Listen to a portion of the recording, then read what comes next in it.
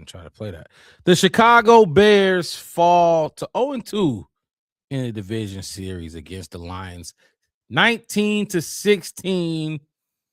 They limp into the playoffs. I wouldn't say limp, but they go into the playoffs a little sluggish for my liking.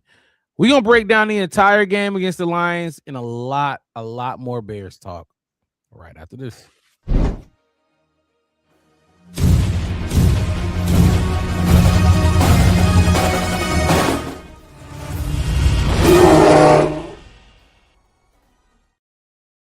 Yes. We are back.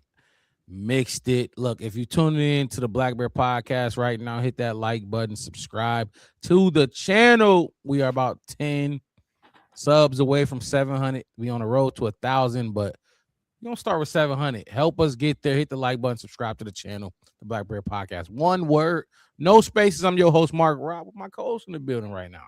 Marcus, motherfucking Mixed It. We covered the whole game. My boy did the play-by-play for you. I jumped in with some analysis here and there during our live watch party. So everybody that's showing up, again, much love. I don't know if y'all understand, but we love jumping in here talking Bears football with y'all. Right out the gate, D Solid said the problem is the Bears defense has been trashed all year. Fire the defensive coordinator. D Solid, you firing out. You firing early. I wouldn't go that far, and I get it. I really get it. And before I get into this comment a little bit further, we got a lot in store for y'all. We got a lot. We're going to talk about a quarterback. We're going to listen to Caleb speak. We're going to listen to Ben Johnson speak, play the blame game, give out some blame for this loss. But I think it was True Pilgrim. Shout out to True Pilgrim. Mixed it. I believe he said the same thing during the live watch party. I cannot go there just because I know what he's working with. You know what I mean? Dennis Allen. He is working with a team that, when healthy, still has deficiencies. They're not even healthy. They're getting dudes back, but they got to get back in the swing of things. Jalen Johnson ain't played all year for real. Like, he played 3 full for real game. I think this is probably his first full game where we didn't see Tyreek Stevenson in and out with him. You know what I mean? Did he even play week 1? No. I know he went down after week 2, but I don't know if he played any week 1. He came back against the Cowboys, and that's when he re-injured that leg injury that he had in offseason. So he had no training camp, none whatsoever, no training camp. And then hurt himself week 2 and then came back later on the season. But the point is, fully healthy, this defense has deficiencies. You're not even close to being healthy right now. And Dennis Allen made something out of nothing. You lead the league in takeaways. So I think that, like, give him a fair shake. I don't know if you got thoughts on that one, but otherwise, this other comment is crazy too. Not crazy, but it's very realistic. Go ahead. And I'll share this with some more people here. The thing is, when you look at the Bears, not in just this game, but throughout the season, defense has been like our weakest point, but not from a standpoint of, like, because we don't generate a lot of pressure. We get a lot of takeaways, but just looking at it from a down to down, like from a coverage standpoint, from a down to down, we are one of the most inconsistent teams. Oh my goodness. we could be. But then when you look at a lot of these games, like, we had some games that the defense was just outright bad, like where we lost to 52 points against the Lions second week, or when we went and played the Bengals and gave up 42 and still came out with a W. But it's some of these games that they left and held a team to sub 20. We held the Packers to under 20 both times we played them. Yep. And one of those games had a fifth quarter. So it's like when you look at that, I can't get behind firing Dennis Allen, because he's playing with Eberflus's team. You know what I'm saying? And granted that we got a ton of takeaways this year, and that's something that we're proud of. I don't know if people need to take some time to realize it, but a lot of pieces on this defense could possibly be changed next year, over the next 2 years, even more so because we spent so many resources this offseason trying to fix the offense Yes. that we didn't really put that much into the defense. So I'm looking at it like, what's I still can't, like, we played 18 games and I still don't know what Dennis Allen's vision of what his defense is going to look like. And then it says our he goes and say our weakest point, dude, you guys are lost. And that's crazy. Like, What was weaker than the defense? Because that's what I said. I said our weakest our weakest unit is our defense, and it that's what is. you started with saying. And that's what exactly. So I don't get some. I guess they want us to jump off the cliff with them, and that we're not going that far. You know what I mean? Yeah, we're gonna take out the trash. We're gonna throw some shit off the cliff, but we not personally Right. ourselves jumping off that cliff. Dennis Allen, after his first year doing what he did, if the defense was so bad, bro, we wouldn't be where we was at. Because all I heard was Caleb sucked early on in the season, and the defense was carrying him. What does that say? Tom Lurk. Our defense is definitely not anything amazing, but I see a ton of Bears fans acting like we're the Titans or something. We lead the NFL in takeaways and great red zone stops. We were one of the top teams on third down as well at some point. The defense needs a lot of work, but to go at the coach, I think it's a personnel issue. Yeah. You got Montez Sweat not doing a goddamn thing. Javon Dexter is a flop to me. You know, everybody who watched the channel know how I feel about Javon Dexter. Dio Dangbo was signed, and guess where he at? Shamar Turner was drafted in the second round. Guess where he at? I will say one of the biggest things that we need to figure out in this offseason is what the hell happened to where we missed so many games due to injury this year. Oh man. Like, that needs to be studied. Like, and it's crazy because I was thinking about that, and missed a lot of games. I hear like I started hearing analysts say the same thing about the Lions and how many injuries they've had over the last 2 seasons. But dude, like, we've been dealing with injuries since the preseason.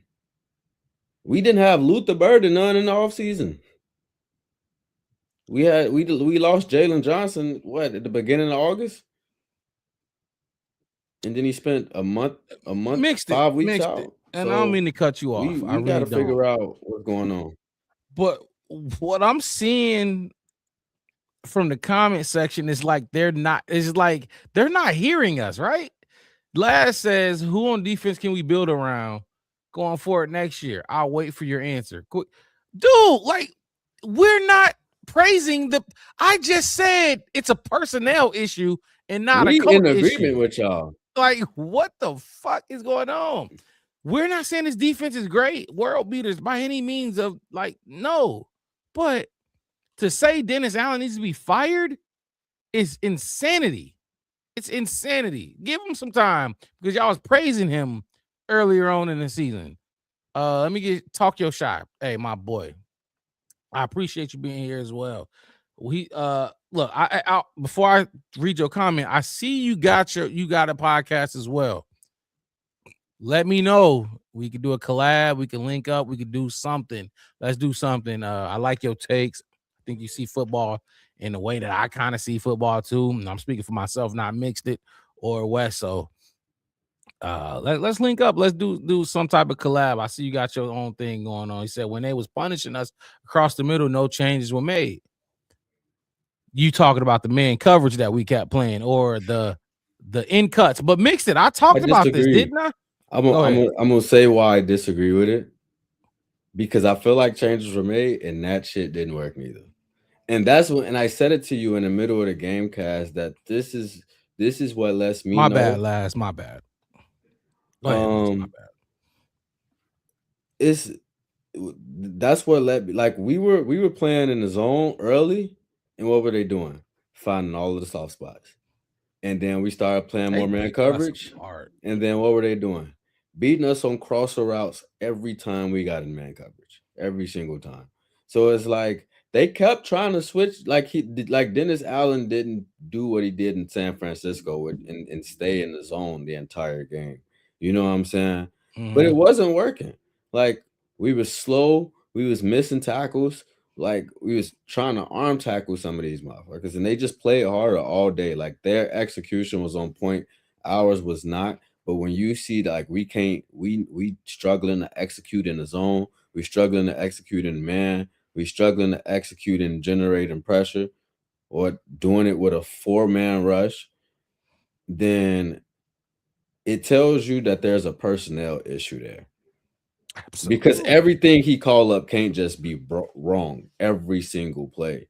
You know what I'm saying? Like how many plays did we see somebody 2 or 3 yards away from the receiver after a catch? You know what I'm saying? Or like we seen Tremaine Edmonds chasing people down all day and Oh getting my blown by. gosh. Don't get me started on him. I So it's just had like him Edwards too. Keep going. TJ Edwards too. Then like we gonna talk about Jalen Johnson personally, but if you ain't, I am. But that's all I'm saying. And I'm Yeah, with you. And I think and why the hell if he's coming on this slow to talk your shots comment, mhm. why the fuck we ain't seeing Tyreek? Because he ain't on the injury report. What and it's crazy to me, that because they were swapping them in and out every game. Like they were like putting them Jalen Johnson on like a little pitch count, but I don't. I guess not this game. That was not in the cards for Dennis Allen. I will say this though about Dennis Allen, like we got to know what he likes to do, what his philosophy is, what his scheme really is. He's kind of like Eberflus in a way. Now he's more aggressive, but they ultimately want to get there with their front four. He doesn't like to have to blitz. He does not have a front four that's gonna get there. He ain't had it all season. So he got to do things that he doesn't like to do, that he can't, like he's not comfortable with doing. And he was doing that all year. So look, I'm not there on Dennis Allen yet. I get it. The defense, but the defense gave up 19 points. They gave us a chance to win the game. They gave that offense a chance to win the game. Nobody gonna say nothing about the offense though, huh? We gonna let them off the hook right out the gate of the show? If that's the case, we got a long show. We got a long show. And I'm just looking at some of the ranks from Dennis Allen's defense while he was in New Orleans. 2020 total defense 4th, run defense 2nd, pass defense 13th. 2021 total defense 9th, run defense 4th, pass defense 18th. So that's where we at. But and to be honest with you, even more so than we bad in coverage, we are horrendous against the fucking run. Like we are not good against the run. We haven't been good against the run all year. But we opportunistic in the secondary. Yep. And that's the name of the game for us. But when you got quarterbacks out here that very rarely make mistakes, like a Jared Goff or like what we seen in Jordan Love when he was carving us up, or Brock Last week. Purdy. Right, exactly. Like when you got quarterbacks that know how to protect the ball, it can be problematic for us. Like the times the defense have shown like their best showings all season has been against like these quarterbacks that are newer, first or second year in the league. And quite frankly, the way I see it is this defense really like, and I get it. Like the defense sucks. The defense is not good. We have, no matter if it's a starting quarterback, a backup quarterback, a third string quarterback, they've come in and have success. We may win the game, but they've put up numbers that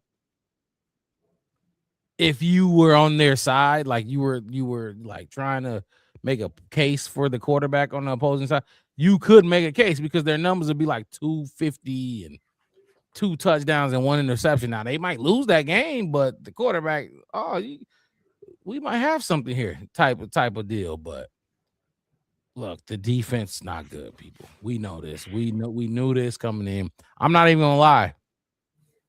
My vibe is not going to be towards the defense as much. Now we talk about grading them. Yeah, we'll talk about them, but and then talk your shot said what should be the plan on stopping Jaden Reed going across the middle. We don't have speed. That's the thing. So, but I get it. We can't stop anybody with speed. Jameson Williams fucked us over today. Amon-Ra St. Brown fucked us over today. Jawan Jennings fucked us over last week. Ricky Pearsall fucked us over last week. Bo Melton, Christian Watson. Like we don't have speed. We're not gonna stop speed. Now, knowing those deficiencies, mixed it. Are we finna come up here and sit up here and say, oh, we guaranteed lost to Green Bay next week? No, hell no. Absolutely no. First of all, you're not gonna get that from me. Any game can be won though with this team. We've seen it. You know what I mean? We've seen us win games when we just aren't either playing well or ain't winning the matchup. So to be honest with you, the answer to that question for me is it lies in the execution of our defense. Because the fact of the matter is we getting lost step for step when we trying to play some of these guys. Like, for example, the crosser route at the end of the game with when Amon-Ra St. Brown it wasn't Amon-Ra St. Brown. Who was it? What's the other guy? Jameson? Not Jamo. It was Khalif Raymond. Khalif Raymond. Oh man. When JJ's just he pressing up on him and he kind of trying to beat him off the snap. He don't really try to jam him. But I guess he felt the end cut coming. So he tries to jump it. And Khalif Raymond just takes off. And then not only that, but Jalen Johnson stops running after him once he's beat. Like, united man coverage. You leave Nashawn Wright on the fucking island. Nashawn Wright been arm tackling all day. Like, just getting soft, getting soft stuff. It was crazy. It was crazy. Like the answer to that question though is it lies in the execution. Like we not gonna be able to, like, if we plan them in zone, we gotta make sure our eyes and stuff is in the right spot to where they not just getting these fucking soft ass pockets where we know this spot's gonna be open. I'll tell you right now, we can't play man throws all day long. I don't want to see us play man against none of these. We can play man against Philly if we somehow face Philly. If a receiver run a 4-3, I don't want to see man coverage because it's bad. And yes, talk your shy. That was going to be my breaking news. I'll do it.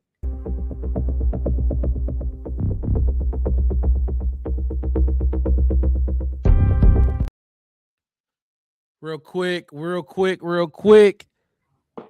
Raheem Morris has been fired from the Atlanta Falcons.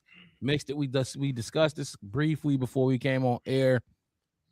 No way he should have been fired, in my opinion. I think the team just isn't as good as they think they are. They got a quarterback in Michael Penix who isn't as good as they think he is. And maybe I'm wrong. We've seen coaches come in and make shit look different, but I thought they played well this year. I thought they won some games they shouldn't have won. You just beat the Rams last week. And this, you fire him. Okay, look, that's your prerogative. You see something I see. We don't cover the Falcons. We cover the Bears. That's what we do. But on the outside looking in, just briefly, I don't see why they fired him. I thought they was a scrappy team with a bad roster. What you think? I don't know. I'm not, to be honest with you, I'm not really in tune enough in what they got going on in Atlanta to even pass judgment. But I do know, like, in terms of the quarterbacks that came in last year, outside of JJ, I felt like Penix was probably kind of on the lower end of that list. But y'all kind of set yourself up for a confusing situation when you paid Kirk Cousins and then drafted Michael Penix right behind him. It was already confusing from that point, and it looked like they made nothing of it. I agree. And honestly, I think they might have won more games with Kirk Cousins just because he's a veteran dude. Atlanta was 8-9, along with teams Tampa Bay. The Colts were 8-9.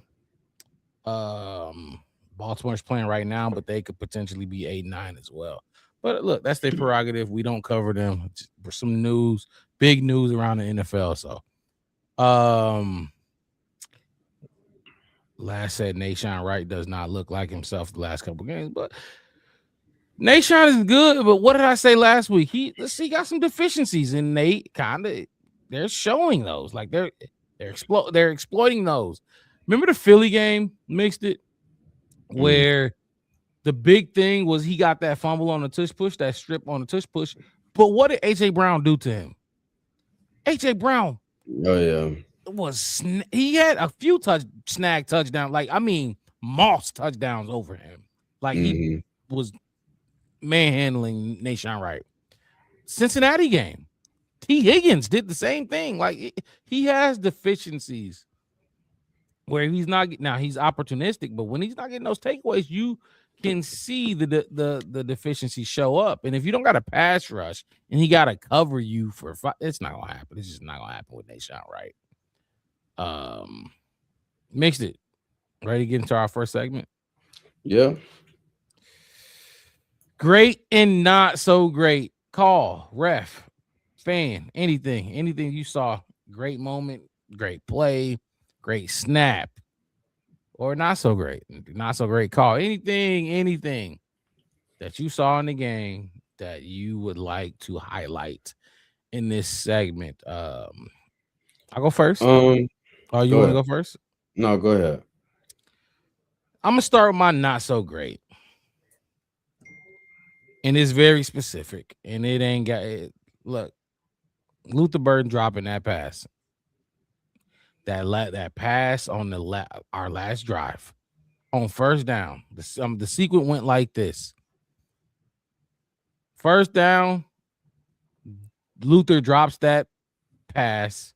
Second down, you get a intentional grounding, which you lose a down. So not only you're not second, you're 3rd and 10. No, you're 3rd and 20 now because the down counts, and then you move back. And I mean, you're cooked there, and if you give them this ball back, it's over with, like kind of guaranteed. So I thought Luther dropping that pass at that time was just a not so great moment especially since me personally, I've been speaking highly of him, and I was almost gonna go Colston Loveland here too, but Luther, you can't drop that pass there. You cannot drop that pass there.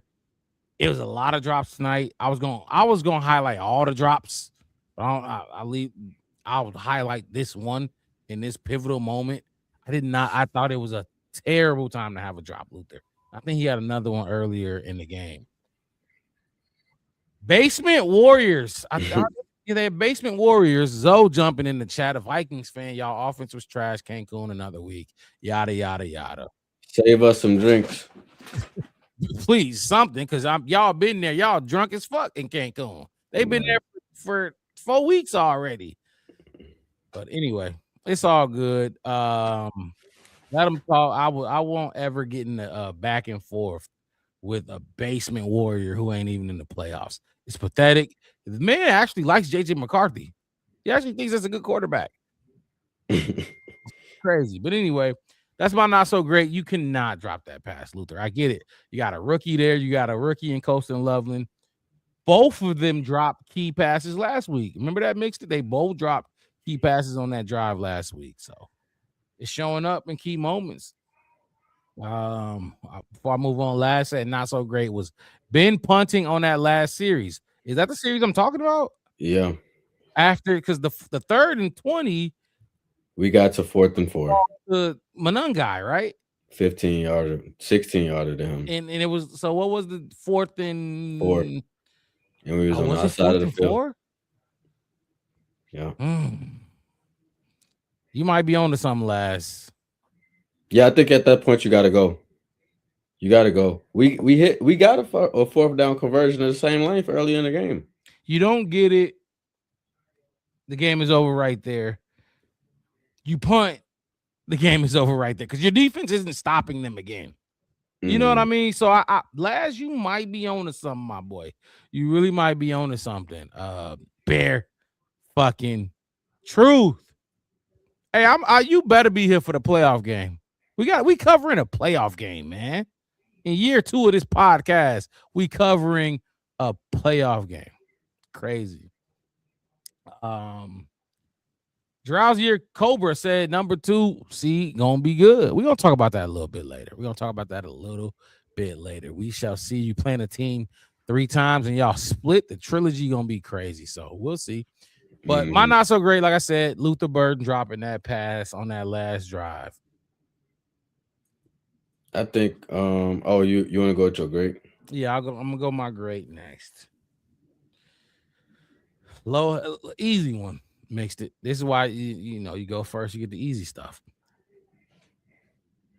Caleb Williams becoming the Bears all-time pass leader, season pass leader in yardage. I keep struggling with how I want to word that, but Caleb Williams breaks the Bears season pass record held by Eric Kramer for way too fucking long. Way too fucking long. He was short like 60 some yards of being the first 4K passer, but that's okay. Get him next year. 58. 58 was it? Okay, 58 yards short. Get him next year. You had a bunch of drops in this game, a bunch of crazy drops that might have got you there. You started slow as fuck. You should have had it, really. You saw what Jared Goff did, but all in all, you became the Bears' leading passer season passing yards. Congratulations to you, Caleb Williams. No matter what they say about you, no matter what people, 58%, and you almost had 4K mixed it. You get what I'm saying? Like, everybody talks about how his completion percentage is so poor. Imagine if the motherfucker was just at 60 or 63. You probably throw for 4,300 yards. You get what I'm saying? Like, congratulations to you, Caleb Williams. That's my great. I was always on Caleb. I was always on Caleb, even coming out of college, USC. I didn't care about what people saw, what people thought of haters and nails, whatever the fuck he does. That's on him. That's him. He's a damn good quarterback. He's a Chicago Bears franchise quarterback, and now he's the single season passing yard leader for the Chicago Bears. My boy did it. I'm with you, Laz. I will be shocked if he don't throw for 4,500 yards next year after having a full season of expectations from Ben Johnson and the offense under his belt. Congratulations, Caleb Williams. We finally have our quarterback in Chicago. You got people like the Vikings who keep talking about bringing in. They don't know who they're gonna be their quarterback. Max Brosmer gonna be their quarterback, but the idiots still talk shit. It's crazy. Well, hold on, man. Answer the question. Will you let your son paint his nails? Absolutely. If he want to paint his nails, why wouldn't I? Why wouldn't I? Especially if he's gonna be richer than you, much richer than you. I don't get how people talk shit about a man of Caleb's stature. You're upset because he can do what he do, make millions of dollars, and let's keep it a buck. Let's keep it a buck, mixed it, and fuck bad bitches. I'm just saying. But you got other grown-ass men hating on him. Like, come on. That's what we call a hater, bona fide hater. Congratulations, Caleb Williams. I'll give you another round of applause. You are the Chicago Bears in year 2 with all the scrutiny. You're the Chicago Bears single season passing yard. So I want you to get on here and talk to me about your quarterback since we passed a judgment about quarterbacks today. I want you to tell me one stat that He'll take. JJ McCarthy like in what capacity is JJ McCarthy better than Caleb Williams? Because I don't get it. He's not Or gonna Max say Grossman that. for that matter. But Exactly. but That's my I, great, not so great. I If guess you got thoughts on what I got, or you could take off. no, I think both of those is good. I'm gonna start with my not so great. If y'all watch the watch party, y'all probably already know what my not so great is.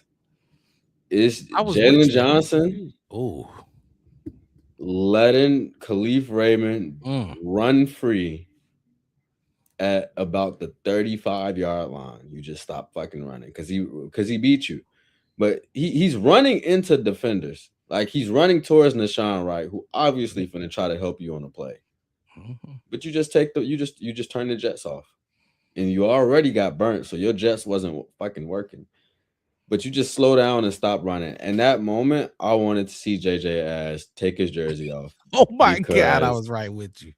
I was just like, that's not what you going. That's not what you do. Like that's not what you do. Especially what makes it worse is you're in man coverage. And you already dead on the play. But this is your guy. You go and get him by any means necessary. You go and get him. He might cut back and give you the step you need to catch his ass. And that's exactly what he did. Except you weren't there. So what did he do? Bounce back out and beat Deshaun Wright to the sideline. It's pitiful. That was an atrocious play. And I Oh already my felt like gosh. the defense, like they was already like you could see they was gassed because they ass was on the field all day long. But that was uh an atrocity. Speaking that first drive was it started out the gate. They chipped away. They kept y'all on the field for a long ass time. And man, just to speak on Jalen Johnson, I keep bringing this up, mixed it. We talked about it. We cut out a segment for it. Who goes to the bench when Jalen Johnson gets back? Yeah. And we said, I said Tyreek go. I mean, Nahshon goes to the bench, but it's not. But it wasn't between them. It was between Jalen Johnson and whoever we think the second guy is. Jalen Johnson goes to the bench. Jalen Johnson should not. He's making too much money, and I keep telling Yeah. we might not see him here. I He don't know might if get he got like a traded. confidence issue right now or what, but like he constantly getting beat. Not even that he's constantly getting beat. It's just like we seen this. I Oh, think I'm either his just not first or seeing this second game coming. back when he it was the first Packers game when he gave up the run to Josh Jacobs for 21 Yeah. yards at the very end of the game. Mm-hmm. And you just watch your teammates tackle. He broke free, and then you throw your hands up before you run out. Like get in there and make the fucking hit. Abysmal. It's not the Abysmal. same type of play that we used to see him. We walked into this season feeling like that side of the field was going to be shut down, and it felt like the secondary as a whole right now is a liability. So that was my not so great though. That was I think that was probably the worst play of the game for me. Just to see That's a that level of that's a good effort one. when you in a stretch, when you got a chance, all Caleb is asking you to do is make a fucking play and get him back on the field, and that's what you put on the very last drive of the game. That was my not so great.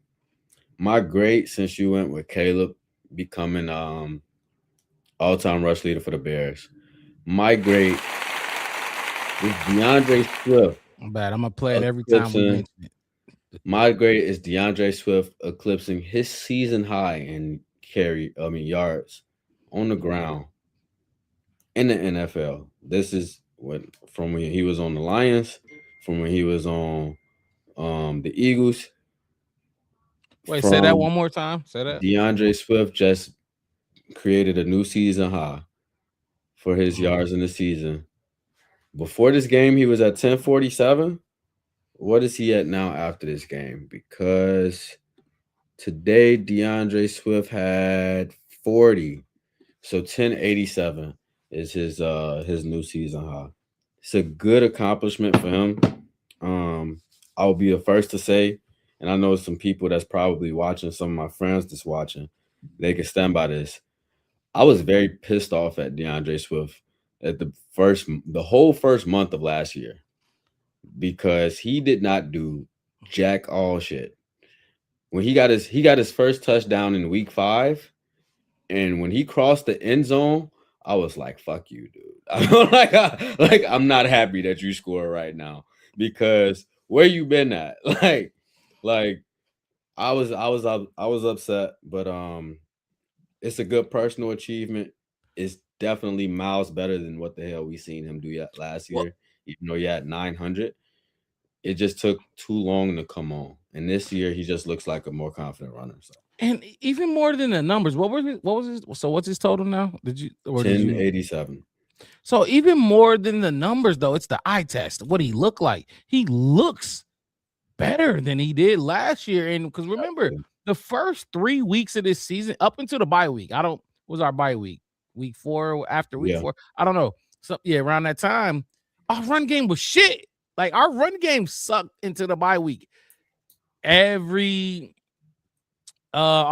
emphasis was put on that bye week. Ben Johnson came out and said, "Yeah, all I did on the bye week was talk about how can I get this run game going. I obsessed over the run game more than I obsessed over the passing game." Those are Ben Johnson's words. I'm paraphrasing, but that's what he said. Since that bye week, not just him, but Monunga, they was off to the races. And you praising DeAndre Swift right now, rightfully so. Remember, he missed a game. And that game he missed, Kyle Monunga went off for what? Almost 200 yards? Some crazy shit like that. So imagine if Swift was on that field. Imagine his numbers and how I'm right there with you. Shout out to DeAndre Swift. I'll take it a step further and call myself out. I wanted another running back. It's not just me. I know we got another one in the 7th round. Good one. But I wanted another running back. Really, I wanted the boom to his zoom, the zoom and boom type thing. He's the zoom. Monunga is the boom, but I would have took Quinshon. I wanted Quinshon Judkins in the 2nd round. And the thing about DeAndre Swift too, it's funny that you say that because when I look at Caleb, we had 68 sacks last year. The media was going crazy telling us about how we didn't get the right guy. We should have got Jaden Daniels this and blah, blah, blah. And I was just like, y'all are stupid. We just watched somebody put up 3,500 yards in the air. Thank you. 486 on the ground. And he got sacked 68 times. That should be impossible. If y'all don't believe me, go look at the all-time sack holding record. David Carr is up there. You know how many yards he had that season? 2,000. There's another quarterback that's up there that was a quarterback in 1988. He had 2,000. So you mean to tell me that Caleb all-purpose, there's 2 other people up there with him, and he combined all-purpose in his rookie year what they did in a year together. Should not be possible. Should not be possible. So it's just like when you look at DeAndre Swift, though, I didn't have that same confidence with him coming into this season. I was just like, he did this, like we got the fucking bounce out king over here, and he's not strong enough to throw nobody off of him. If you don't get a step on him, then he's not going to be able to make a good enough cut move to get free. Now we've seen him do some crazy shit in the preseason or somewhere. He got like an 86-yard screen, and everybody was like, "That's what he's here for." No, you're here to run the ball and get down. We watching him now play more downhill than I think I've ever seen. Dude, so to that point, there has been times on 4th down where he was stuffed and like he ran a dude over. He ran him. He's run over a few in between the tackles. Like you said, he's bounce out king. He's in between the tackles, making cuts and running shit over and fighting for extra yardage. He showed that he's here to stay. Honestly, they might bring in another guy, a later round guy again. But these are the two guys I think they're gonna roll with. Laz also said Monangai missed a few holes today. O-line had a bad day. I called it. Yeah, I called you some of called it those out a holes few out. times. Yeah, some of those. It was right there. Monangai still has a lot to learn, but I do think he's helped. His run style has helped, along with Eric Bieniemy. I think they have helped DeAndre Swift not be complacent and actually stick his nose in there. I got to shout out my guy, Crooked Commish. Say, yo, what's good, my guys? FGB. Bring on them cheese fucks. Bring them on. We win that game. I guarantee you I'm buying the authentic, fully authentic Caleb Williams jersey on-field version. I'm going to go ahead and do it. Y'all know I don't buy Bears gear till they prove it to me. I'm going to go ahead and do it along with we rocking cheese graters. We win that game. We rocking cheese graters, hats. We win that game. Oh, man. I got to get another block of cheese. You had to clean them up off your desk a couple of weeks ago. Look, if you tuning in right now to the Black Bear Podcast, hit that like button. Subscribe. We're trying to get to 700, but the ultimate goal right now is 1,000. Help us get to 700 right now. We'll take it baby steps at a time. It's okay. Look, you start slow like that. We've seen it all year. This ain't the first time we've seen a game like this. Mixed it. They showed Caleb Williams 6 comeback wins under 2 minutes, the most in NFL history, not just this year, but NFL history. And I talked about it. He could have had 2 more. He could have had the interception against Green Bay. He could have had the 4th down incompletion last week. And then add today, well, it wasn't under 2 minutes, was it? It wasn't under 2 minutes. But you could have had a comeback win today where you start 13-0. And you come we didn't back score a point until the 4th quarter. Didn't score a fucking point into the 4th quarter against the Detroit Lions. Like, I get everybody want to talk about the defense, but the offense was atrocious. It was embarrassing to watch this shit against our divisional opponents, man. Like, it's always against the divisional opponents. Yeah, it felt like Colston Loveland was the only pass catcher that was locked in. Literally the only one he was going to, and he had a key drop on 4th down. He did. Look, this is an unpopular opinion, and I want to move on. I don't want a home game to start the playoffs. I really don't. Mixed it. I think we suck at home. I think we're good with the silent count. When we go to cadence and everything like that, I just think we struggle. We're not good. Our offense is not good at home, in my opinion. Defense, I think they'll be whatever they gonna be, home or away. But specifically, if you look at it, and I could be wrong, our offense is just much better to me on the road. They really are to me. So now Green Bay, no, you bring your ass to Chicago. But any other team, 49ers, well, they can bring their ass to Chicago too. But no, bare truth. I get it. No, the win-loss record, we're good. We win at home. We pull out these W's at home for sure. For sure. But if you look at where our offense excelled mostly, we were on the road when offense was putting up crazy numbers and balling out. It was on the road, I'm telling you. Now, I get it. The win-loss record is in our favor at home. I think we suck at home. I really do. All right. We got Caleb. No, we got Coach. We got Coach up at the podium. Speaking on this loss, we all hope we went into this game and came out with momentum. Like, we wanted to win. We wanted to win this game not only for the second seed, but to have momentum going into the playoffs. Like, feel good about what you're doing. Feel good about your strengths, the DNA of your team, your identity. I don't think we did that. I think this was the opposite of what we thought we was going to see. But here's Ben Johnson on Week 18 performance against his former team. One was Ty Summers. He had a foot, and then CJ didn't finish the game there with a concussion. So, like you said, CJ with a concussion. Lose that one in that fashion there. You called it out. Guys were battling. They fought their tails off, but came up short. So we got to play better. We got to play better going forward. We got to coach better going forward as well. And we're turning the page, though. We got the number 2 seed. We got a home game next week, and we got a new season on the horizon. And so our guys should be reinvigorated by that. I know they all better play I'm looking 10 forward times to the harder next opportunity week. and all that entails, and the opportunity to go 1-0 this next week. They need to ask him about that. Being said, that. I'll go ahead and open it up. And what about today's performance grabs your attention most? Yeah, Effort.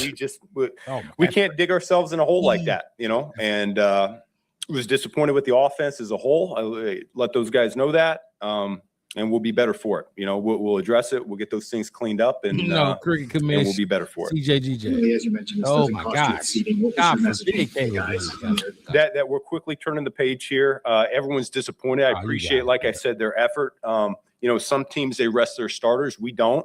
We play football, and I'm gonna we ask y'all a felt question like it was about really this. important that we were playing our best ball here today, and we didn't get that job done. And so we're quickly turning that page, and now we got a home game coming on up, and there's a way to win this next game, and that's what we're going to be solely focused on. 4th and 5 with 155 left. Did you consider going for it? Yes, I did, Why did you punt?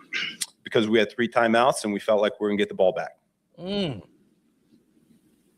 And you guys He looks frustrated as 2 hell. games against Green Bay that were just as tight as you could possibly have. How did you feel about the way that series went this season? The 2 games against, good opponent, and I think we're fairly evenly matched. Got a lot of respect for how well they're coached. I have a lot of respect for the talent level that they have in that building, and Very true. I think he's been staying away from that his And rookie what was year. your sense for As a why the coach. offense took He's as been long as staying it away did from to calling get over? Yeah, that's a great question, and that's one that we'll have to take a look at the tape and figure out why that was. I didn't feel like it was one of our more elaborate plans. I thought it was one of our simpler plans, and so we need a better job executing it and coaching it up. Without having a chance to review it, Caleb's interception, what did you see on that? Yeah, guy made a heck of a play. How do you switch the script so quickly to a new season? I mean, this is a brand new season. Yeah, that's the name of the game here, though. I mean, we're quickly transitioning. We're locked in. The stakes are a lot higher here going forward. We can't afford to have a phase, one of our 3 phases, play like we did today. And so we're going to have to pick it up. And like I said, I get fired up just thinking about it right now, and I know our guys are too. When you say the one phase, the offense is Yeah, in particular, I was not pleased with the offense today.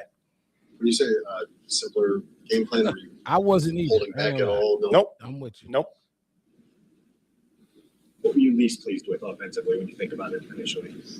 The points. I only scored 16. How much time, Ben, do you even spend correcting this game because you have such a turnaround? Yeah, but we don't know when we're playing yet, but it's a normal game week, and we always have plenty of time to make our corrections. I pray it's not on Monday spent a Night few weeks Football. talking It about can't Colson be. and the way he's come on.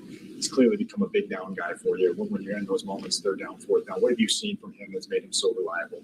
Yeah, he knows what to do. He's got outstanding hands. He James, works his appreciate tail you off. jumping in He's here, man. Usually Look, the first one on the ask practice you field. He's this. usually the last one to leave. head over to YouTube for And us. so there's just been an Hit the immense like trust button level, there and and his route tree subscribe has on grown YouTube as accordingly. well. Help us grow. Swifts, We're trying to get to Swifts, 700. We're big about success 5 stories for you subs guys this away. year. How rewarding was that for you as a coach Do that to for us.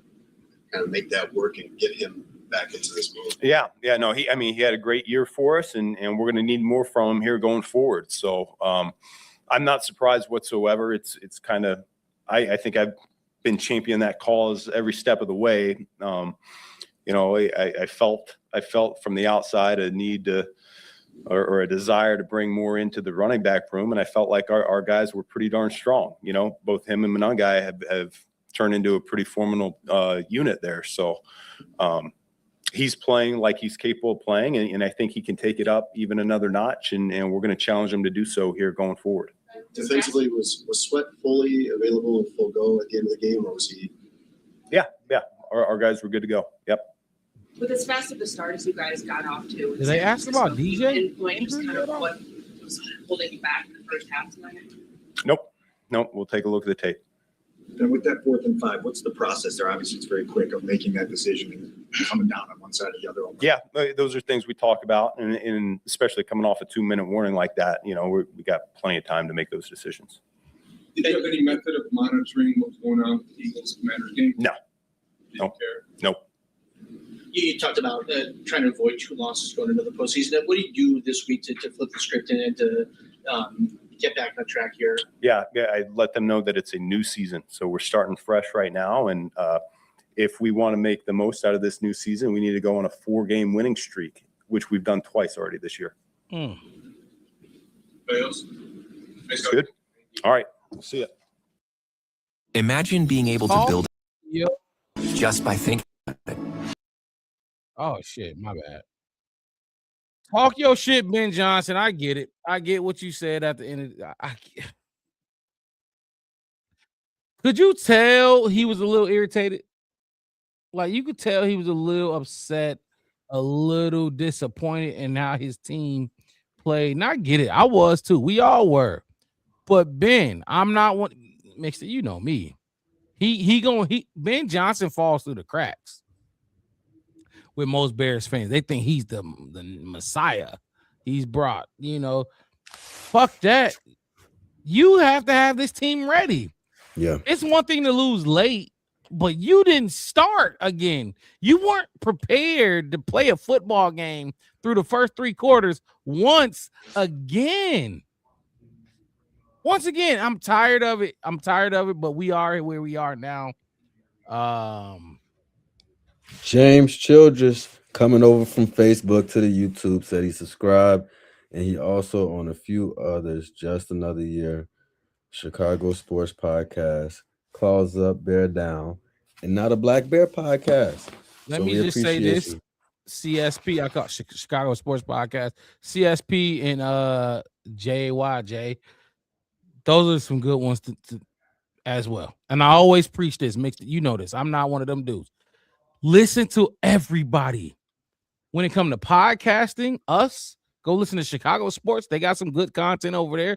Go listen to Just Another Year. Shit, with Bears beat reporters. Go listen to all of them. Dan Wiederer, the pessimist. It used to be Mark Potash, Brad Biggs, Adam Hogue. Them boys that see it. Go listen to everybody. Don't just focus in and hone in on one avenue because it clouds your judgment.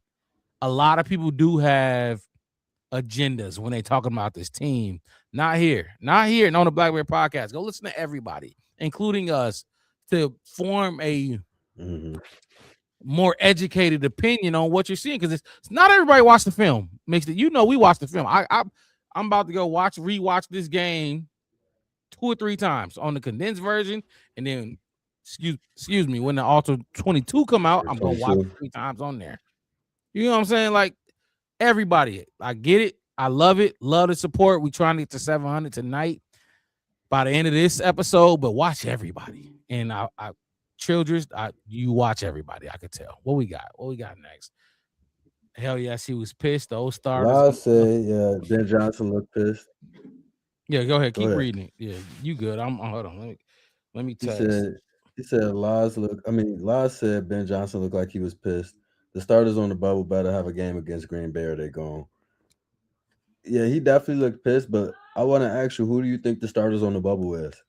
Because I don't know. I don't know who would quote unquote be on the bubble at this point. I feel like I got to sit down and give a good analysis of what the season was up to this point.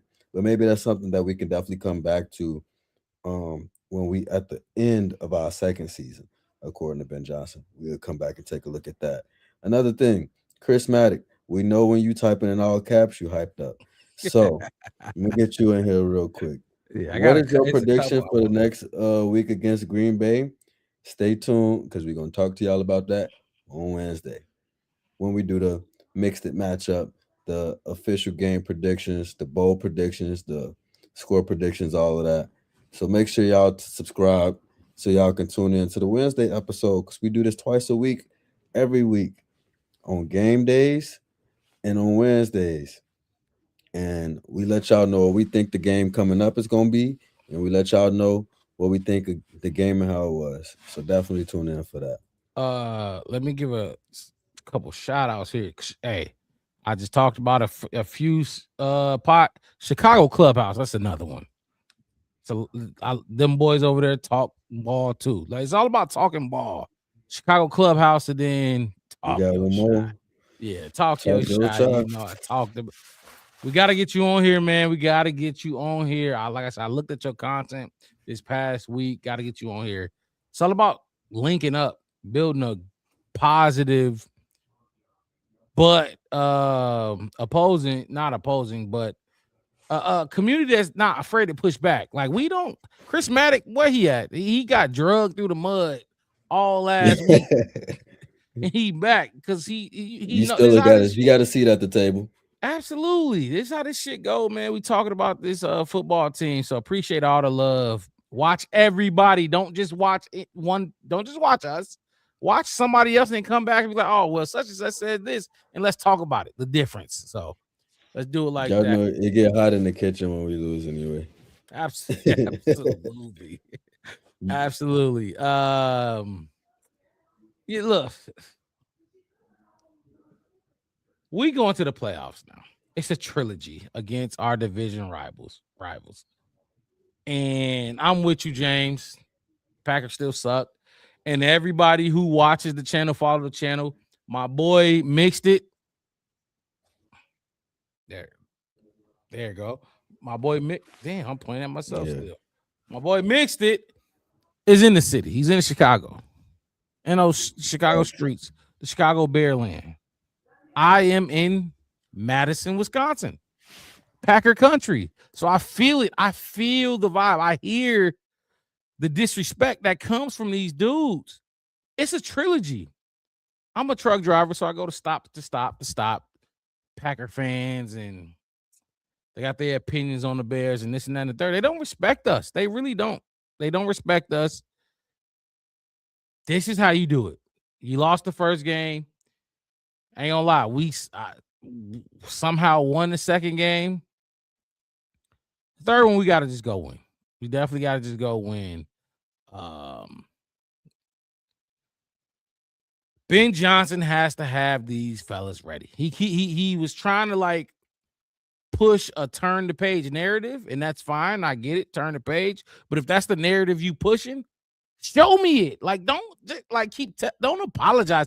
I don't like apologies, Mixed It. I don't care for somebody to do me wrong and then apologize. Show me the difference in whatever the fuck it is you apologizing. You ain't gotta say sorry. I'm cool with it. You ain't gotta apologize to me. But okay. So any last thoughts you got on Ben Johnson before we move on? I was QB1. Yeah, to be honest with you, I'm not really too happy with this pressure. I ain't gonna lie. It's for a few reasons. One, we lost 2 in a row. We haven't done that since the first 2 weeks of the season, right? And like you said, I get it. We're trying to turn the page. We got an even bigger game coming up next week against another familiar opponent. So it's like, and this is what, like I said it right before we started watching it, but it's like as much like they don't directly ask him to address the defense in the media. And what I would have liked to see was him kind of take some account. Like, granted, DA's calling the defense. Yeah, I understand that. But as the head coach of this team, I want you to take some accountability and say that what we put on that side of the field, what we put on tape on that side of the field wasn't good enough either. So it's like, yeah, I get it. When you got an opportunity to go put points on the board and stuff like that, you got to do it. And because that's his wheelhouse, that's what he's going to call out. And I also get it that, we asked them to basically not break all game, and we'll leave at the end of the day and say, good job for only letting them get, what was it, 16? Well, no, what did they have at the end? 19? 19. 16 up until the last minute, and then they get the 19 and win the game. But it's just like we give up too much, then rely on the red zone defense to keep us in this bend don't break. But it's like y'all gotta find a balance of holding each other accountable on both sides of the ball. I don't think anybody on defense should feel like we held them, as long as we could, because you really was getting pieced the fuck up. Like the points don't always tell the story. My bad. Keep going. I'm just saying the points don't always tell the story. True Pilgrim saying DA is on the hot seat. I guarantee you. No chance. What tools have you given him? Zero chance. What tools have you given him to say you need to perform well next year or else? You know what I'm saying? Like, or even in the postseason or else. Exactly. There's no chance. Yeah, I don't really get that take, because it's just like this is a bad take. It's a bad take. It's one thing to have bad, but it's just like emotional. Like, you know what I mean? Like, it's emotional. It's not gonna happen. I'm willing. There's no chance he's on the. There's not gonna be not one article produced where it talks about him being on the hot seat. No chance. So, okay, not gonna happen. Okay. Been allowed Declan Doyle to call plays the first 3 quarters. That's what it seemed like. He took it over in the 4th. That's my story. I'm sticking to it. Stick to it. Cope with it. Cope with the abysmal performance in the first half.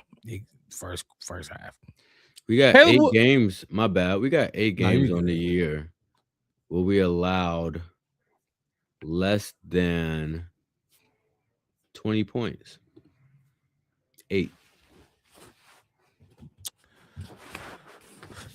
All right, let's listen. listen. Look at that and say Dennis Allen's on the hot seat. Because this game we gave up a lot of yards. We did. We scored 35 last week, or was it 30? We scored 38 last week. Mm-hmm. We scored 16 today. Like, come on, man! Like the defense didn't. They got a lot, but they gave you the ball back to go do exactly what the Detroit Lions did to you to end the game, and you didn't do it. You went 3 and out, a drop, intentional grounding, and then a punt. Yeah. So offense was atrocious. They were bad today. Offense was bad. Like, y'all can say it. We don't got to keep blaming the defense. That's low-hanging fruit. Just like y'all blame Caleb for everything. That was low-hanging fruit. Offense sucked today, people. And somebody mentioned, I forgot who mentioned in the comment, they got to get back to that run game. That run game gonna have to be ready to go come playoff time. Yeah. 10 carries ain't gonna do it. It ain't gonna do it. We got Caleb DeAndre Williams. Swift led the team with 10 carries. What did Monunga have?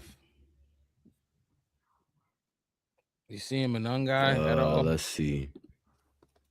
I think in my mind, just remembering how the game went, I vividly, I feel like it's 6, because he had 2 in the first, like in the beginning.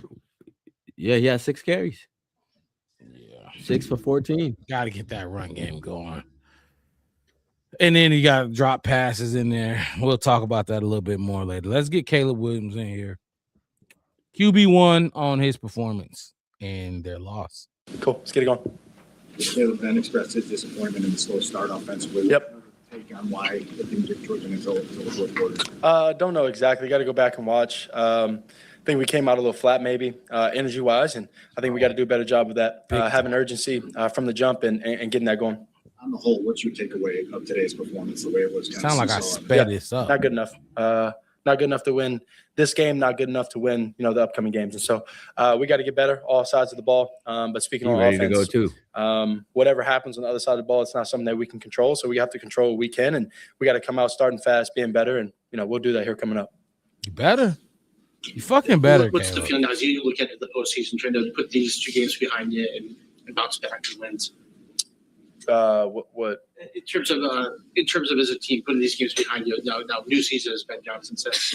Yeah, it's something you have to do. It's something that you have to do during the regular season, something you have to do now at this moment. We're going to a new season, and you can't dwell on the past, but you got to find ways to correct what you did in the past and through the losses. Ben said the message is gonna be you guys need to go on a 4-game win streak. Yep. Twice before. How Yep. do you carry that message to the rest of the locker room? Yeah. Right there with you, True Pilgrim. He sound You get up like tomorrow, he you come in, ready you watch to play. film, you do whatever you have to do, Packers today. treatment-wise, body-wise, whatever. We have a month left, and we need to, as a team, have that mindset. A and we month will. left. Caleb, you got the ball back. Fuck, Tie you game. might have Those one guys week. Been allowed this year. What's your thoughts on the last series and just how it unfolded for you? We got to execute, whether that's me getting the guys at the huddle, getting at the line, making checks, whether that's protection, whether that's Be running right the ball, back, whether man. that's catching the ball, whether that's not jumping up, penalty. Like it's us playing the ball that we need in those crucial moments, and we've been better throughout the season, and we gotta get back to that. Caleb, the Green Bay series has been very interesting during Yep. your 2 seasons here. How do you feel about playing them in the playoffs this year? Yeah, feel good. Feel good about anybody, whoever, whatever position we were going to be in, whatever position we're in now. I feel good about us versus anybody, and I'll keep carrying that mindset throughout the weeks. Caleb, there's a heightened level of aggravation, obviously, after a game like this. How do you describe what that is?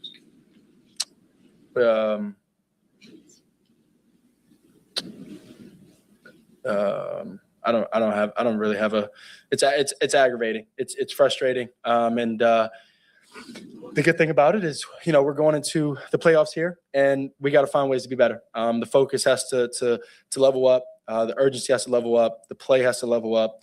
The mindset, mentality on the field has to level up, because that's what playoff football is.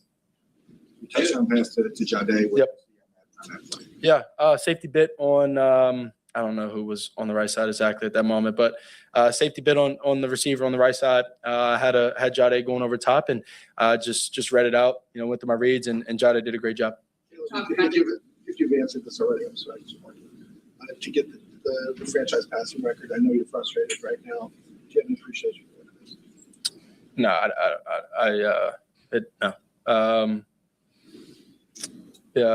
need to win the game. Didn't want to leave it up to another team to put us in the seeding that we wanted to be in. And I don't know what the case happened with that game, but we didn't execute the way we needed to. And so that number is the number, and so be it. It is what it is. It is what it is, Caleb. What did you see from him on the touchdown drive and both Cole down the 2-point conversion? It is. Yeah. What it fucking is. What did I throw to Colston? The Cole one, great job scrambling. I ended up seeing him passing off we had a kind of a man play lined up, and the defense ended up passing off the routes. And so got out the pocket. Cole did a great job finding space and just delivered him a ball.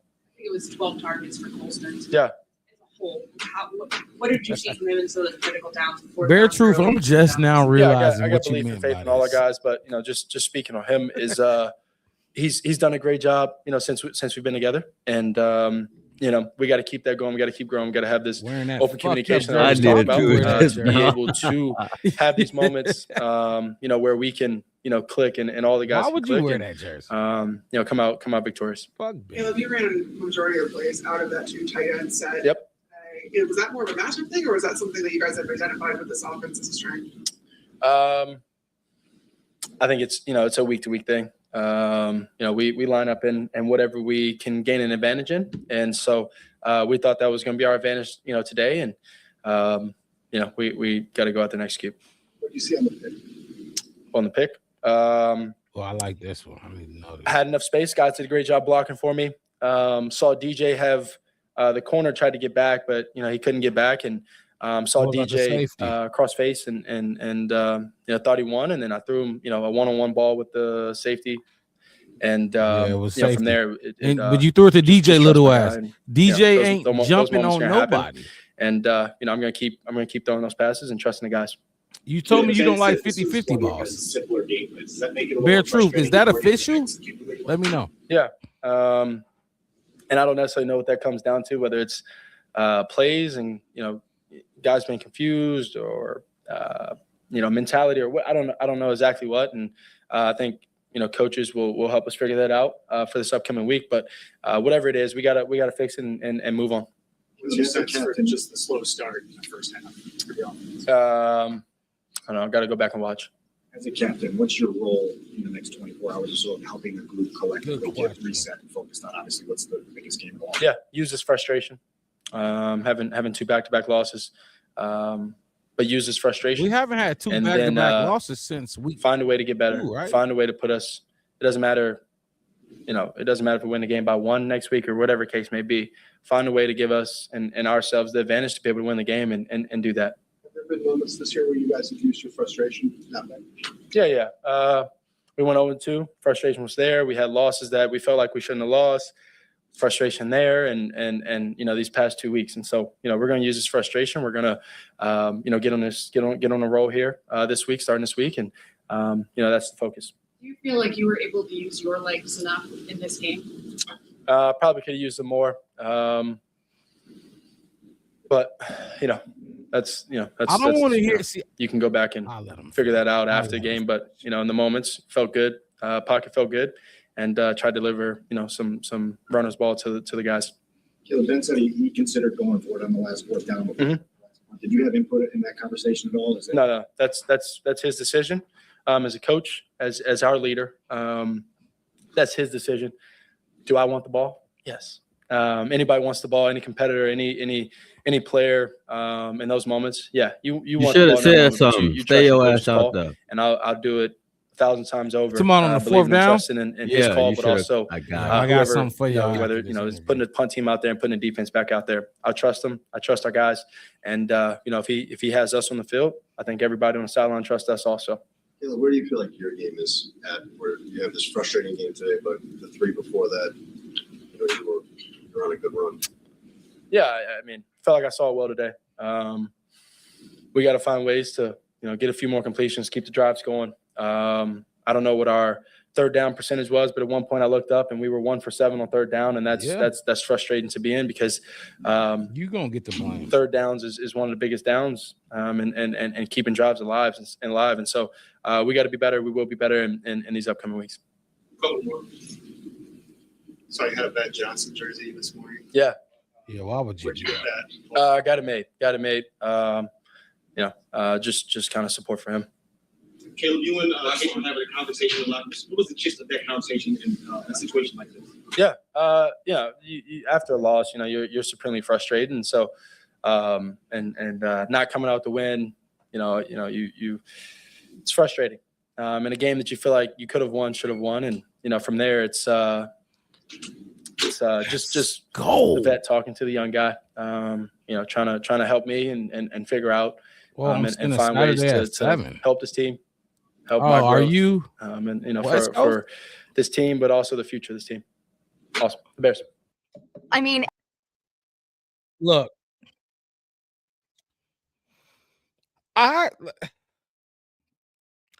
they asked him about the running. Should you have used your legs more? I don't want to hear none of that after this week. I don't want to hear none of that after this week. And then last sent at 7. He must be West Coast, but I didn't know they was 2 hours behind right now. They might be. But No, that's correct. 7 o'clock our time. I was seeing 5, but it wasn't. Bear Truth is West Coast. Bear Truth is West Coast. correct. So they're at 5. Okay, I'm tripping. Okay, makes sense. Yep, there you go. Bear Truth, West Coast. So I don't want to hear the regrets. I don't want to hear I should have maybe this or that. You gonna have to do everything against Green Bay, like everything. I don't want to hear you coming in the post game and you left something out on the field. You didn't do something. As far as that play goes with the whole 4th down, this has been Johnson. Real quick, this has been Johnson. And tell me if y'all can read his lips or not. But Courtney Cronin reposted this, and this is his lips on whether he should have went for it or not.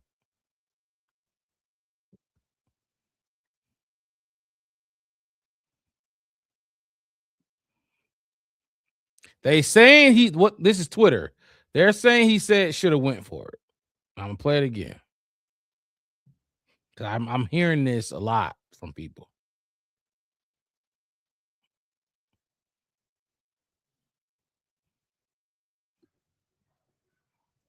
His lips little. I can't read them. His lips little is crazy. Look, I ain't gonna lie. So now that I'm putting it up on the screen up close, I don't think he's saying should have went for it. It don't look like that. Maybe he could have. People say he doesn't trust the defense. Bear Truth saying, yeah, should have gone for it. Look, should have gone. Shoulda, woulda, coulda. Like, you're not perfect, Ben. You're not perfect. We know that, especially on here. Even though a lot of people try to paint you as being perfect and blame everything on everybody else. Caleb Williams, though. Let's talk about Caleb Williams his presser as we transition into the Caleb Williams grade. His numbers were if I could pull those up. All right, here we go. Caleb Williams' numbers were 20 for 33, 212 yards, 2 touchdowns, 1 interception, 1 sack, and a crucial, I'll call it a crucial intentional grounding play. Overall, I thought Caleb. I don't really mixed it. What do you think about Caleb? Like just overall, because I'm having trouble trying to figure out which way I want to go with it, because it wasn't spectacular. But although I thought because there's the drops, right? There's the drops, but maybe I feel like my biasness might be, coming in. What do you think first? I'll let you. What do you think? As far as his performance today, his overall performance, I test the 21 for 33 and 212 yards, 2 touchdowns and an interception. You got to include the intentional grounding. It is what it is. That was key. What do you think? Just like, so I can help gauge where I'm at with my biases. I think we had 6 drops included in the 21 and 33. So it's like beyond, like he really would have been dealing if those drops didn't happen. Now, granted, I'm not counting the jump ball that he threw to Luther at the end of the half as a drop either. You know what I'm saying? He threw 2 into double coverage trying to make a play down there. I didn't really particularly like DJ's play on the interception. Yeah, you see, like he is a smaller, receiver. Like in terms of size, it's like he kind of just let himself get boxed out. Like I don't think he was really aware of where the safety was on the play. But overall, I feel like he was locked in. I feel like I started seeing frustration from him where other people wasn't really seemingly locked in. I feel like the protection was it was kind of shoddy at some points. We seen Jonah Jackson sprawling on the ground a few times. So it was just like I feel like he was locked in, but I don't really feel like he did bad. I just feel like he needed help. He definitely needed some more help than what he got today. But without those drops, he would have been 27 to 33 if they caught the fucking football. That's uncharted territory for us. And the drops were right in their hand. Like it wasn't like no gray area, right? Those, if I'm not mistaken. Most of them, they was pretty just clear drops. Like Colston Loveland dropped the one that got punched out, but Luther Burden, I guess he didn't expect the ball. I think he had 2, didn't he? I think the other one that I'm thinking of might have been Swift. It was either him or Swift that had a drop on the edge. I'm pretty sure it was Swift, but the ball kind of like went behind him a little bit. So I was just like, I'll give that one to Caleb more than Swift. but that was a catchable ball still, so it counted as a drop. So I don't think he did bad. I think he was more locked in than what I felt like the rest of the offense was, though. I thought, and this is another look. I thought he was fine. I thought Caleb was fine. I thought he played a pretty decent game. I thought, if I'm gonna look at it real quick, the time of possession, did we even that out at all, or was that still lopsided? Yeah, they got us by 11 minutes. 11 minutes, 35 minutes to our 24. And it was even worse than that at the beginning of the game. It was crazy, the time of possession. They kept us off the field again. Just like Green Bay did. Or was it Green Bay? San Francisco did. Yeah, or was it San Fran? Yeah, they definitely did. We weren't on the field. Caleb wasn't on the field as much as I would have liked him to be. And then when they did get on the field, I don't. Oh yeah. Oh, Jade had a wide. Yeah. Last Jade had a wide open drop too. They definitely had a dog. I thought it was fine. This is not a performance I would write home about. I thought the touchdown passes were fine. They were good. They were good reads. I do think he has command over this offense, though. You can see the growth from where we were before. Like when I say before, week 6, week 7. Like he has command and control. You mentioned it during the watch party. He's checking plays at the line of scrimmage. Good or bad. A lot of them are good from what I've seen. I don't know about tonight, but he's checking plays at the line of scrimmage, which means he sees what he sees in front. He knows what he's looking at, and he knows to get into the right play. And Ben Johnson can trust him to get 2 plays in at the huddle, and then he makes a decision. I thought he did fine, but if I'm going to talk about an overall grade, oh man,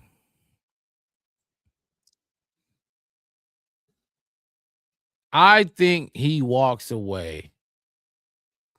I'll go C plus mixed it. I'll go C plus. I almost wanted to go B territory, like a B minus, maybe even a B.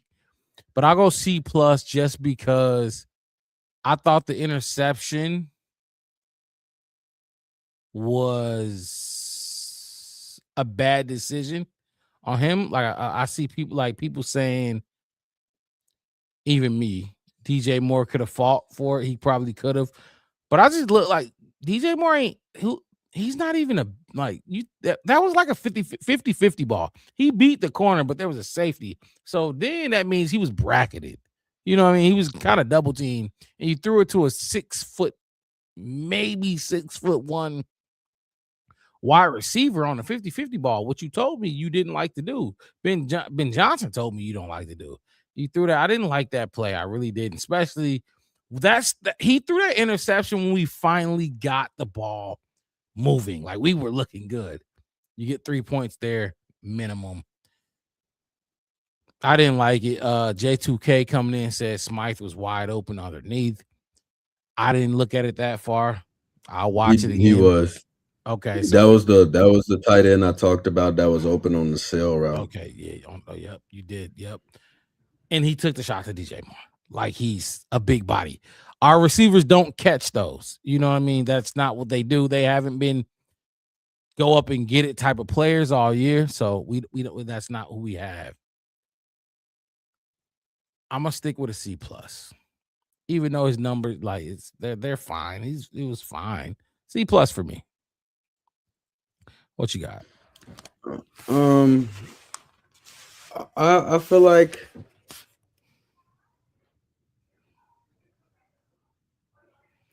I feel like I want to give him the B minus because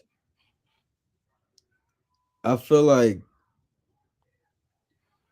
there were opportunities that other skilled players left on the table. Like Bear Truth said it in the chat in one of these messages that we got away from the run too much. But when you see what the situation is, and they obviously in the first half, they whole game plan was predicated on keeping Caleb off the field, and it was working. And they put us in an uncomfortable position from jump.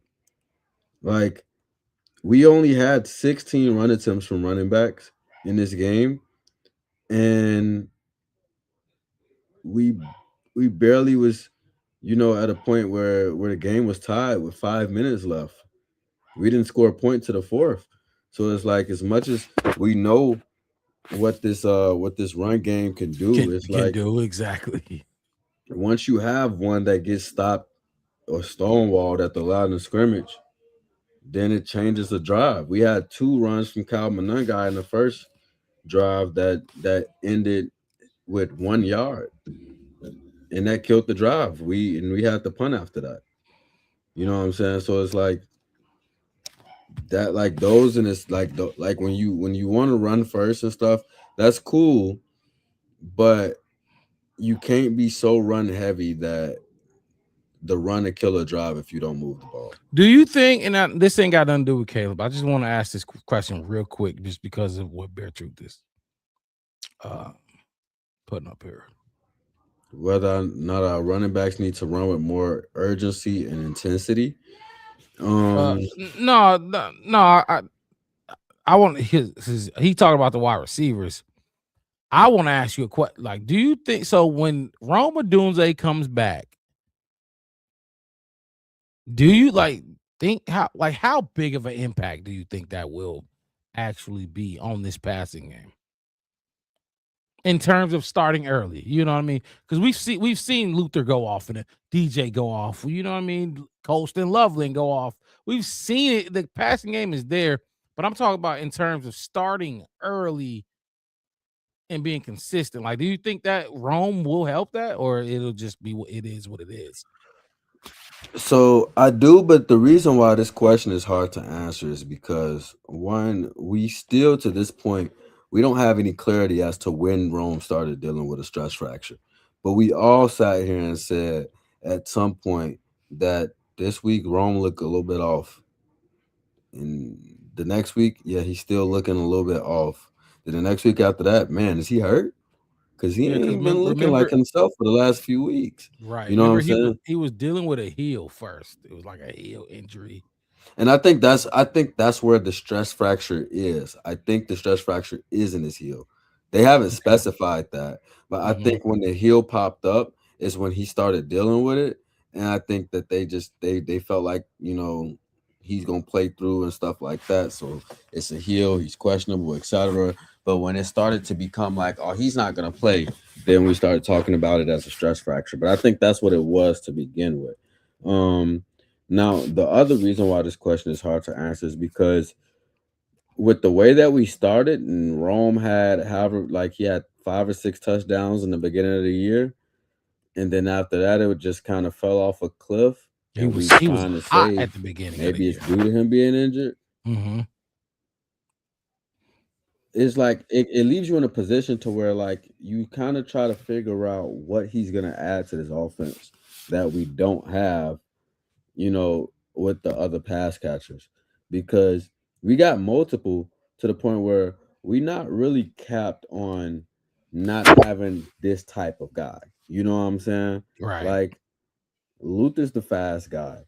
DJ Moore is the guy that does well in open space. You know what I'm saying? Like what I was looking for from Rome early in the season was to whether or not if I'm going to see him win these 50-50 balls, win these, these situations where he's in one-on-ones and stuff like that, especially when he talked about in the offseason how he worked on being able to use his hands. I mean, coming out of college, that's what he did. He was you couldn't stop him in college at Washington. Yeah.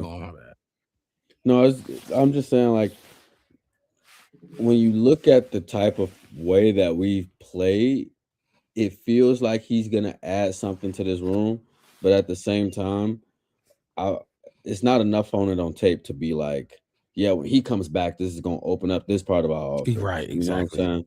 It's not enough on tape to be able to say that. I feel like it'll be more of the same. Like either we do or we don't type of thing. Yeah, because like for example, we watched the Lions today, and all they did was get the underneath pass and get a drag and get 10 and 15 yards after that. Like, you know what I'm saying? Like, Do you think their offense is really well and run after catch?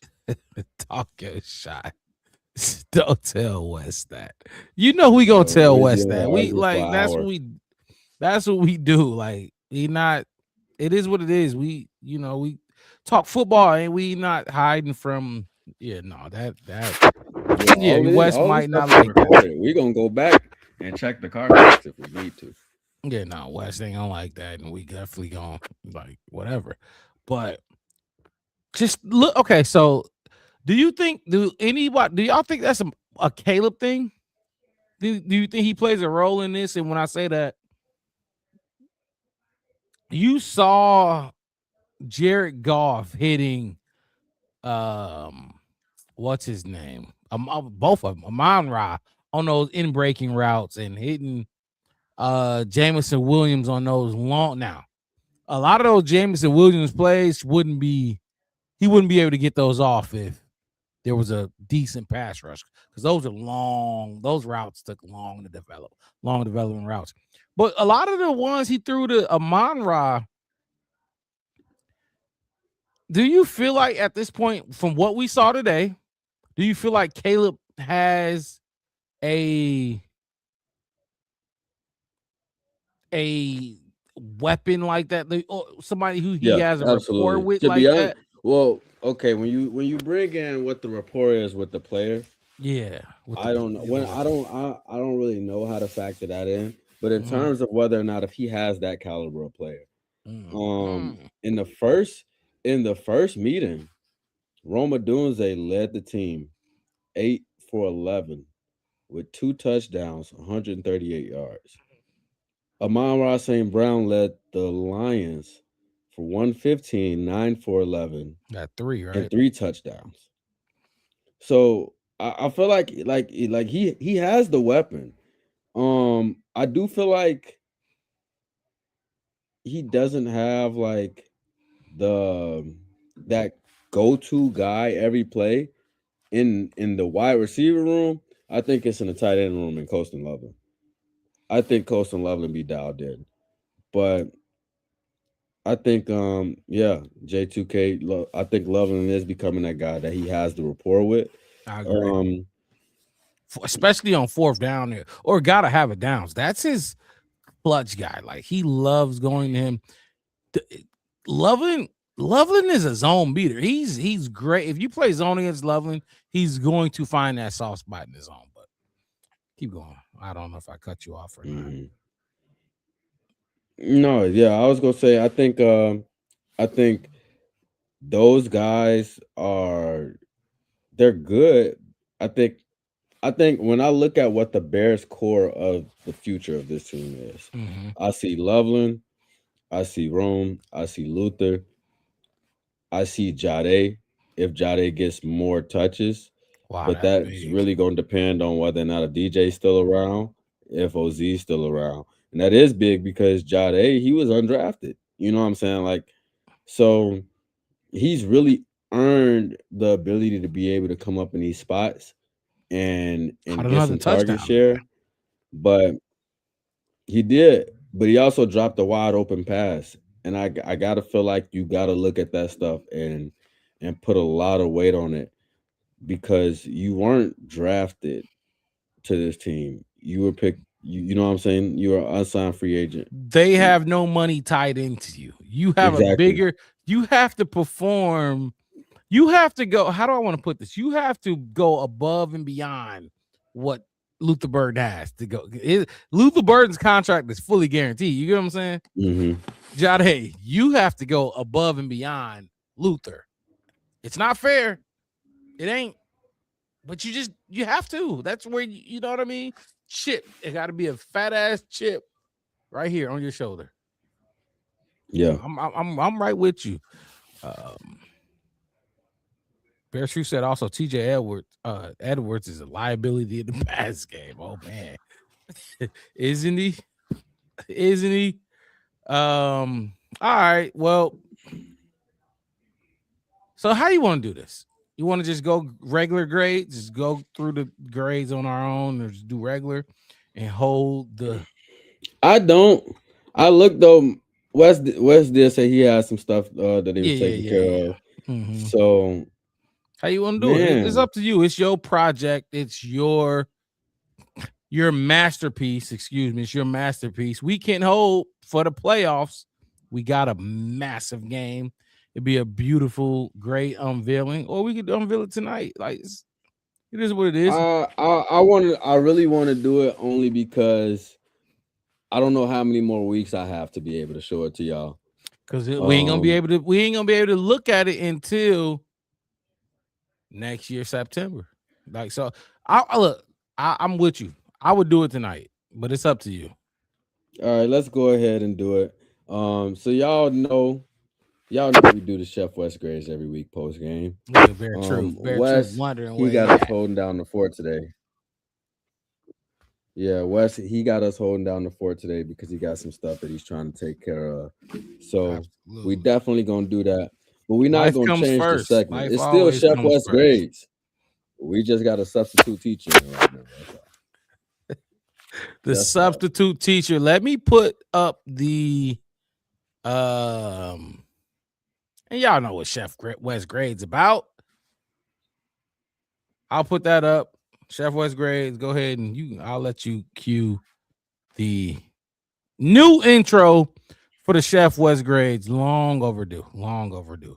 Late in the season, but we gotta play off. Y'all know how, like, I don't know if y'all ever did this when y'all was in school, but whenever we was coming up on a holiday or whatever, the teacher might come around and have like little candy bags or whatever, little Christmas gift or whatever.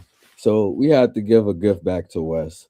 Because Wes he put a lot of thought into these to this Chef Wes grade segments, and y'all already know, like Mark Rob say, whatever Chef Wes say is what goes. So I want to show y'all what we've been working on. I wish he was here to be able to go through it with us, but we do have a new intro for the Chef Wes grade segment that will be on each and every time we do the Chef Wes grade segment. And what week better to do it now instead of wait for the playoffs. So I'm gonna go ahead and drop it. Then we're gonna dig right into the segment. Yes, sir. We can win. We're not your friends. We're not your friends. We're not your friends.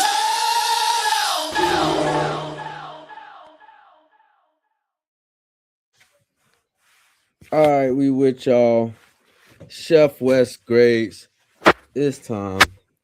We got to go through each and every unit for this team. We got our grades. Whew. We gonna talk about it with Wes when he comes back. Maybe we'll do a little breakdown when we do our last thoughts on the game on Wednesday. But how you want to start the grades off? So let me just say this before I even talk about them goddamn grades, because that's gonna be a whole thing. Short, quick, to the point. I'm gonna play it one more time, Mason, if that's okay with you. Go ahead. Chef I like Wes hearing it. motherfucking grades. We can win. We're not your friends. We're not your friends. We're not your friends.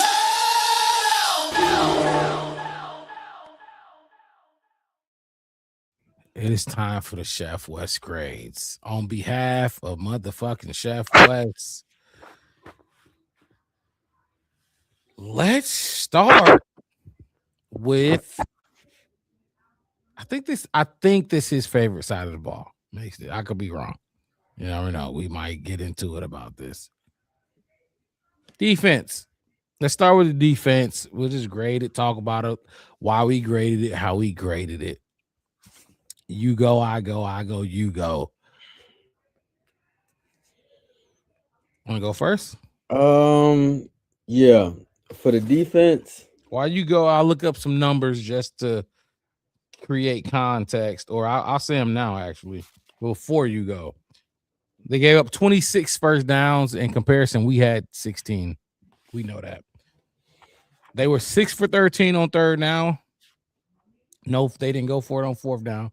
122 rushing yards, 311 passing yards, 433 total yards. They dubbed us.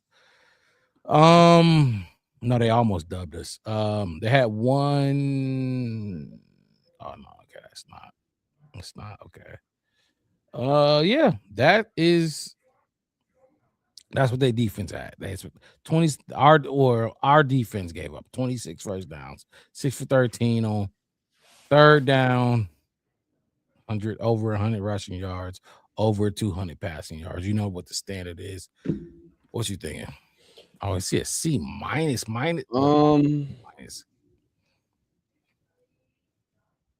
True Pilgrim said the whole unit, everybody, all 50 trio. I was gonna say, Ever. yeah, I think I'm in the range of a C minus. I think the first stat that you said is the most important stat on that list. Them first downs. The first downs. Hmm. That's insane. That's insane. What you say we had 16? Yep. 9 more first downs than we had. And I think going into halftime, we only had like 13 plays on offense. That it's not gonna get it done when you cannot get off the field. Nope. If y'all was watching the game, they were gassed. And it looked like they were gassed in the second quarter. Why? Because you cannot get off the field. You spend almost the entire first quarter defending the field. And that's tough to do. It's tough to be able to do and execute at the end of a game. And this is why it's hard when your identity is bend but don't break, because you got to have some cardio.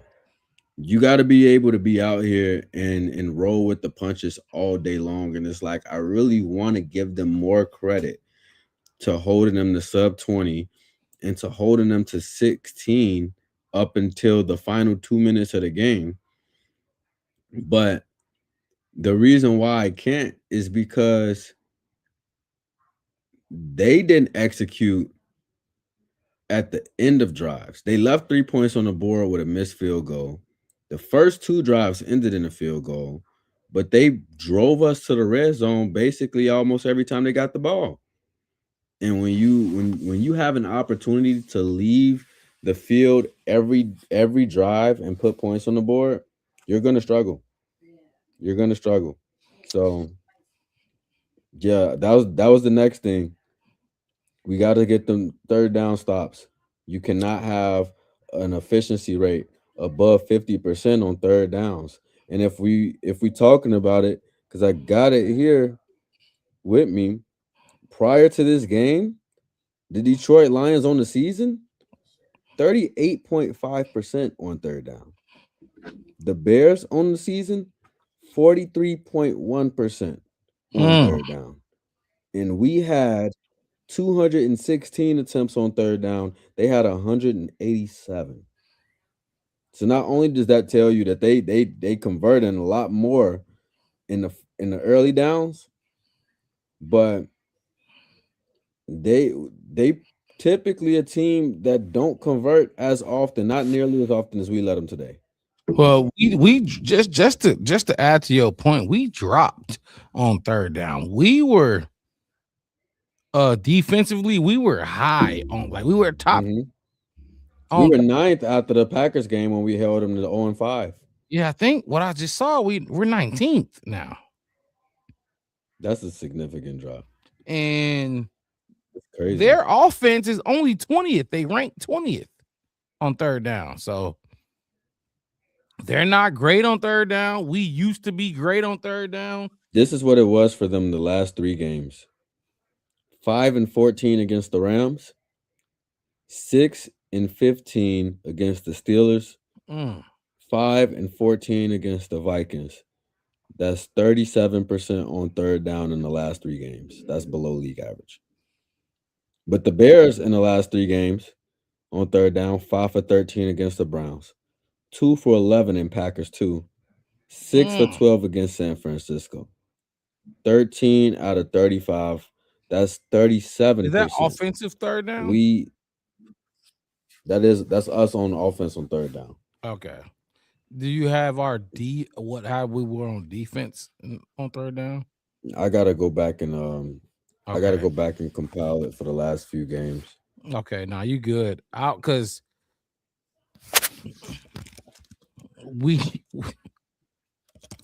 the defense is showing who they are on third down. Like we were good. Like I said, everybody know we were good on third down. I think we're still pretty good in the red zone. I'd have to actually look, but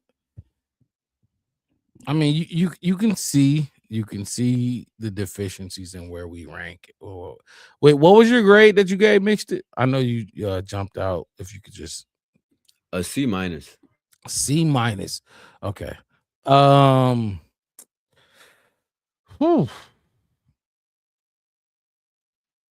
You gave up a lot of yards and you didn't give up a lot of points. I guess when you got this unit like this, you can't be aggressive. But you got to get stops on third down. Why is Tyreek not playing? Why? We got to figure that out. I don't know. C-. I'm going to be right there with you. I'm not going to go to a D. I'll even go to a C. How about that? I'll go to a C just to be the generous one. I don't know. But you got dog walk Mixed It. We watched the game together. We it was a lot of wide open wide receivers. And then there was time when there wasn't wide open wide receivers, there was running backs getting 9 yards, 8 yards a pop when they probably shouldn't have. Let me see. Let me go look at their wide receivers their running backs real quick in this game. Who's? Lions. You had 4.2 yards per carry. Then you had David Montgomery with 5.3 yards per carry. That's you can't stop the pass. You can't stop the rush. That's what that was. They did what they wanted, and we hunkered down in the red zone. And what I said this before when we talked about it before, but it feels like the Bears always give big games to running backs against us. And what's interesting about the Jahmyr Gibbs thing is since November, the entire month of December, he had one game where he averaged more than 3.5 a carry. You know, it's crazy. I was finna bring that up. There was teams holding him, like limiting him. And when you stop him, you win the game. I do want to just that's really what it is. Amon-Ra St. Brown had 11 catches. 11 catches. I don't even know how many. Oh, he had 15 targets. 11 catches, 15 targets. 139 yards. At one point during that game, do you lock in and be like, okay, we got to stop this? I'm finna do this. We're going to do this, that, and the third, and stop that. Stop number 14 from getting the ball. We didn't do that. We didn't make nobody else beat us. He kept Mixed It. We was on live. We had to watch part. He was routing us up the entire time. And that's disgusting. I hate that. Like, players gotta know too. 14 is getting the ball here. But you went C-, I'll go C+. You got anything else you want to talk about with the defense, and we can move on to the next unit? Hold on. Yeah, I do. Give me 1 second. I'm trying to pull it up. You good. I'll keep talking. Bear Truth coming in. JJ not good enough. He's not. Not right now, he's not. it's just J2K said DA can't call man coverage right now. So teams run zone beaters on most downs. But see, the thing is, I get that. I really do get that. But he was calling a lot of man coverage. He was calling a lot of man coverage. I want to show you something real quick. At least from what I've seen. This All is right. Amon-Ra St. Brown's routes today. Look at how much of this shit is him crossing over the middle of the field. Crossers. Running away from your All defender. day long. It's like he had 4 routes to the outside. But everything else is just him up the seam. This is the middle of the field. His longest catch today was 30 yards. And that's this one over here on the right side where he kind of just catches it and slides up all the way to the left side and goes down. But one thing that they are good at, they set a lot of picks. They Those good pick at routes. setting picks. That's what they getting with. Yes, like above this route is Jamison Williams running some bullshit to take the safety away. Pick up whoever's covering you. You know what I'm saying? And to be honest with you, I think this one all the way over here on the right. This is the play where JJ stopped running. Like that's the one he got 30 on.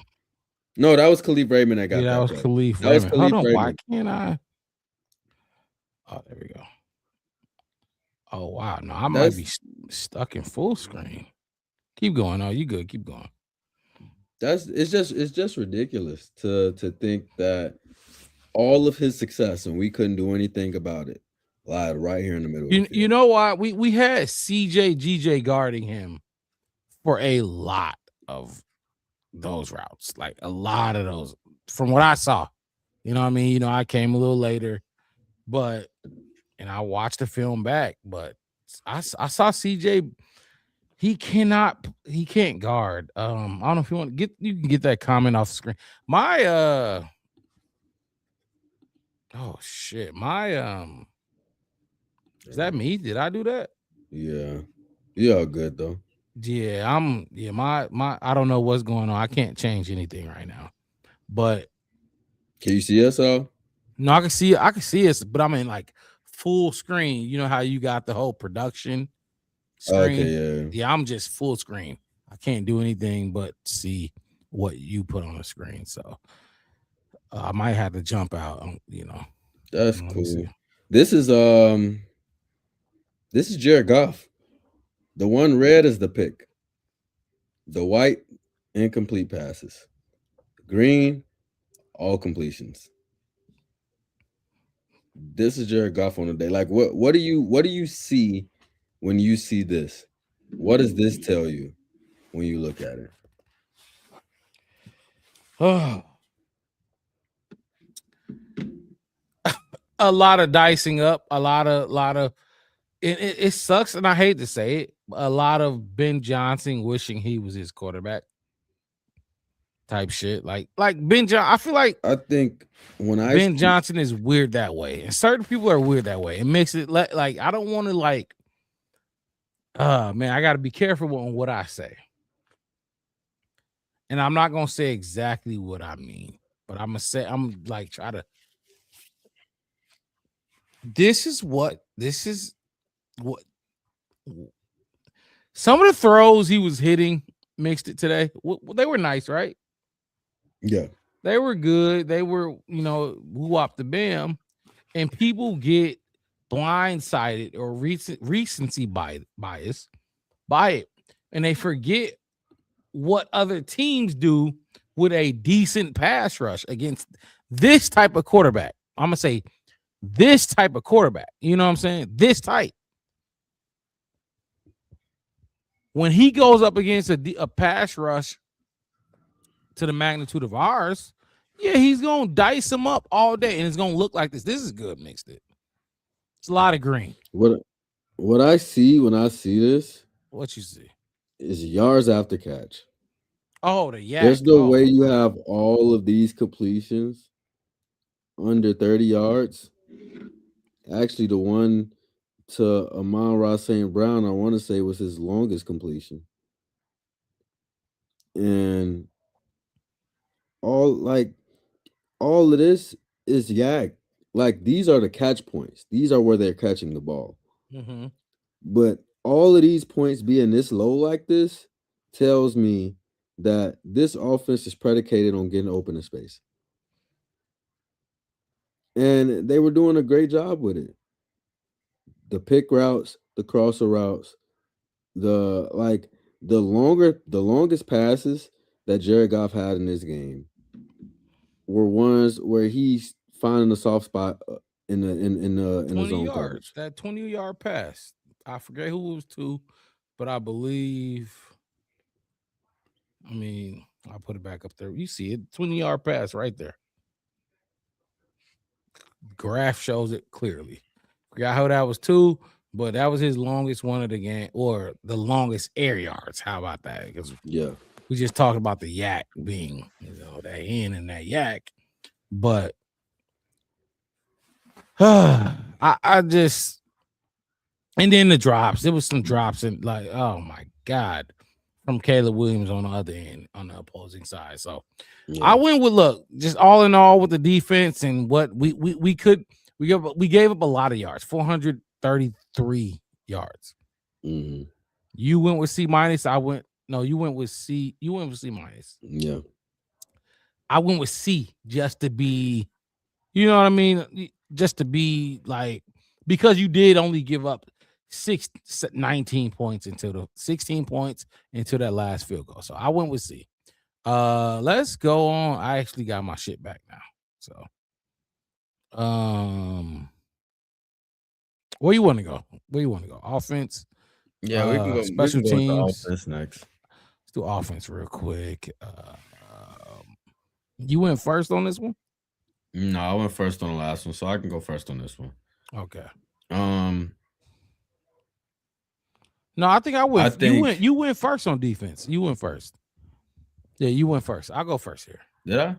Yeah, you went with C minus first, and then I followed you up. Almost did one with a C. Yeah. I'll go first here, and I'll look at these numbers. Unless you're looking them up right now, then I'll let you do it. But I'll look them up. For the offense. Yeah, I'm looking. I got them right here. 16 first downs, 4 for 11 on third down, 1 for 2, 50% on fourth down. That's good, but you didn't even reach 100 yards rushing. 65. You just made 200 yards passing. Those are the standards. You gotta have 100 yards rushing, 200 yards passing. Standard. You just made 200 yards passing. Did not reach 100 yards rushing.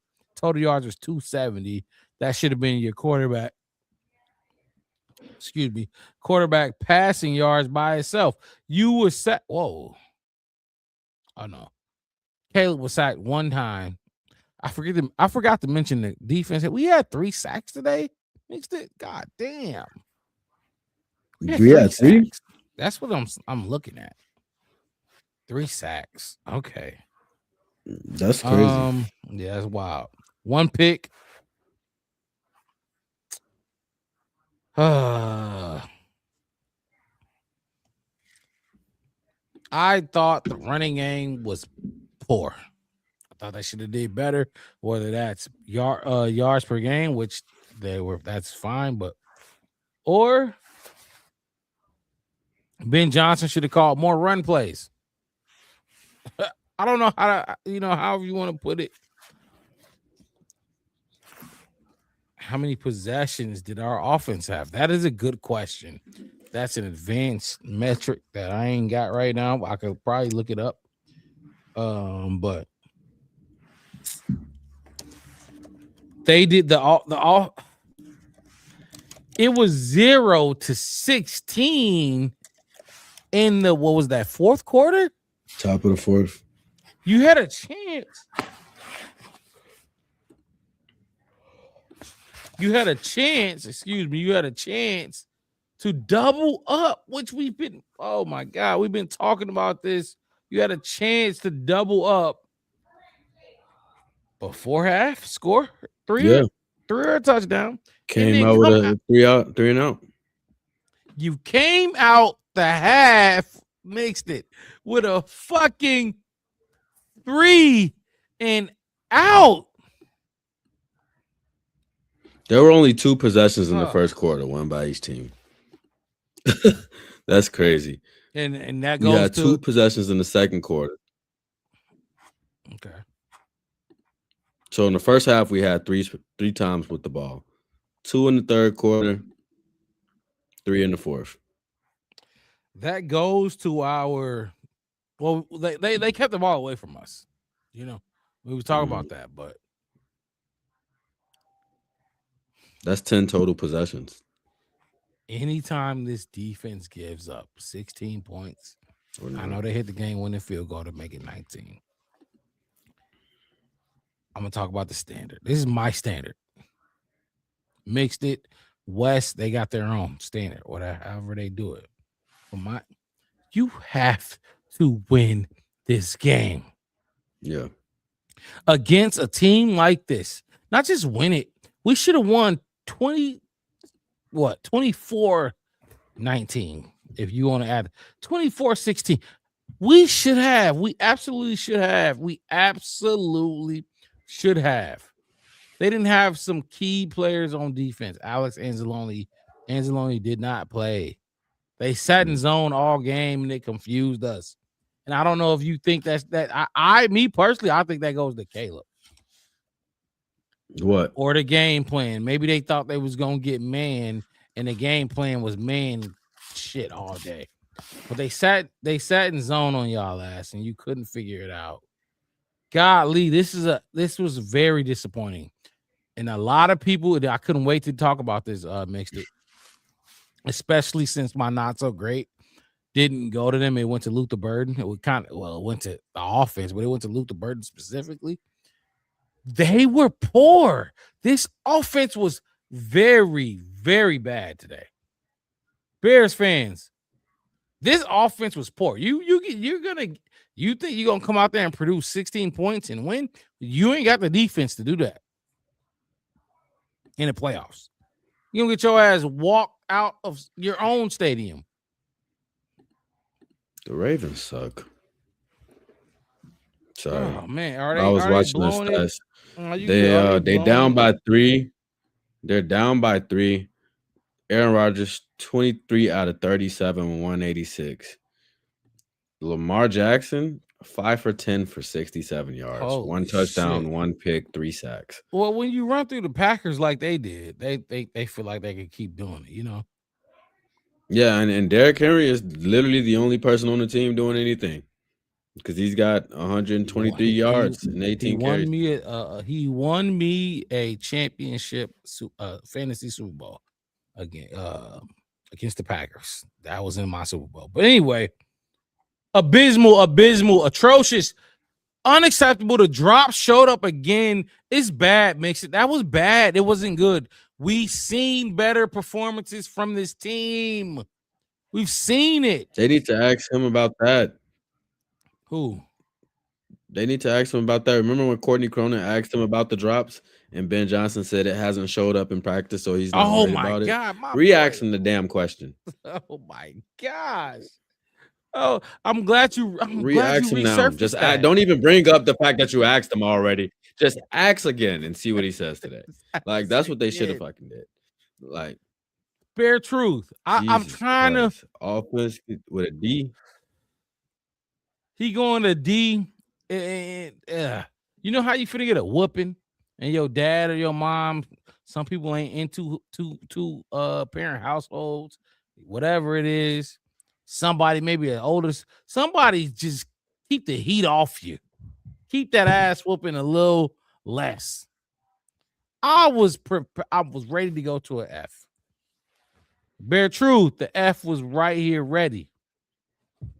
Now, if I was Chef West, the F would have been already written, so you can't even erase it. It ain't even enough time to switch that motherfucker, but I can switch it. I'm D-.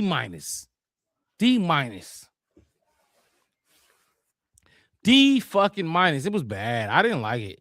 And even if Caleb would have beat the 4K, if he would have reached that, and they still like lost like this, it would have been D plus. I would probably put a plus on that. They sucked, mixed it. They sucked.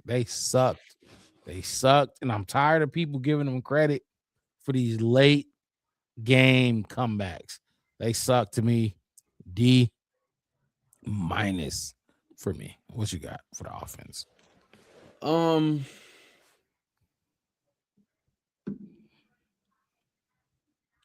probably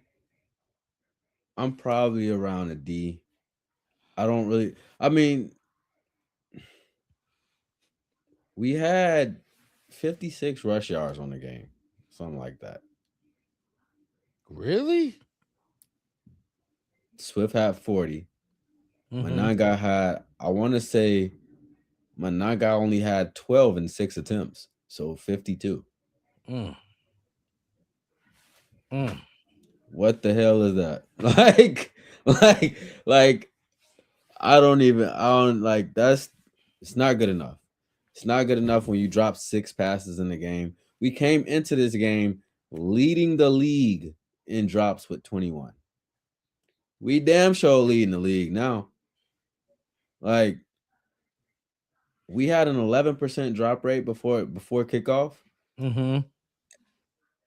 That's those drops are worth about 5% on Caleb's throwing percentage.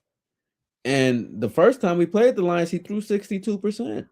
Bare truth. Let me know what you mean by 4,000 has something to do with today, because they had like 13 pass attempts. So I think the reason why he's saying that, Okay. I was gonna say, I think the reason Bare Truth is saying that because of the low amount of runs, but I think they couldn't really do too much running because you see that this defense can't get off the field, and they want that. They want you to they're trying to make the clock your enemy from kickoff. Mm-hmm. And I think that we kind of was just trying to play against it. And what do we see them do? We seen them sit back in the fucking zone, which we never see them do. I mean, and I don't think we ran it well, mixed it. I'm gonna just Swift had four per carry, 10 carries for 40 yards. He was one loss of yards away from under 4. We know EB, Eric Bieniemy, preaches you gotta have 4.5. He was short of that, but 4 is fine. I think. Mananga was like 2.7. And then he had 2.3. 3 for 14. 2.3. I don't think the run game was, man. Look, they were shit today. This offense was shit today, bro. Look, Loveland had 10 catches, right? 10 catches, 91 yard touchdown. The next is Luther with 3 for 35. And then our boy Jade had 2 for 36 in the touchdown. It wasn't. Look, either Ben Johnson got out coached or they just didn't execute. And you talked about execution, right? They didn't execute today. And they talked to us, mixed it. They talked to us about coming into this game, going into the handling this game, then going into the playoffs with motivation. Yeah. Now we play a flawed team, a very flawed team. This cannot happen. You will lose with these numbers. Simple as that. You will lose with these numbers. So, anything else you got to say about? Yeah, we need points on the board every quarter. Oh my God! For the rest of any football we play for the rest of the year, we cannot leave a single quarter without putting points on the board. Yeah, it's going to be taken advantage of every time. But to be scoreless to the top of the fourth, I think the only good thing I seen today was Ben Johnson and Caleb Williams being pissed off. And realistically, today is a day. I know because I know they got a routine and how they do these things, Right. game, stuff like that.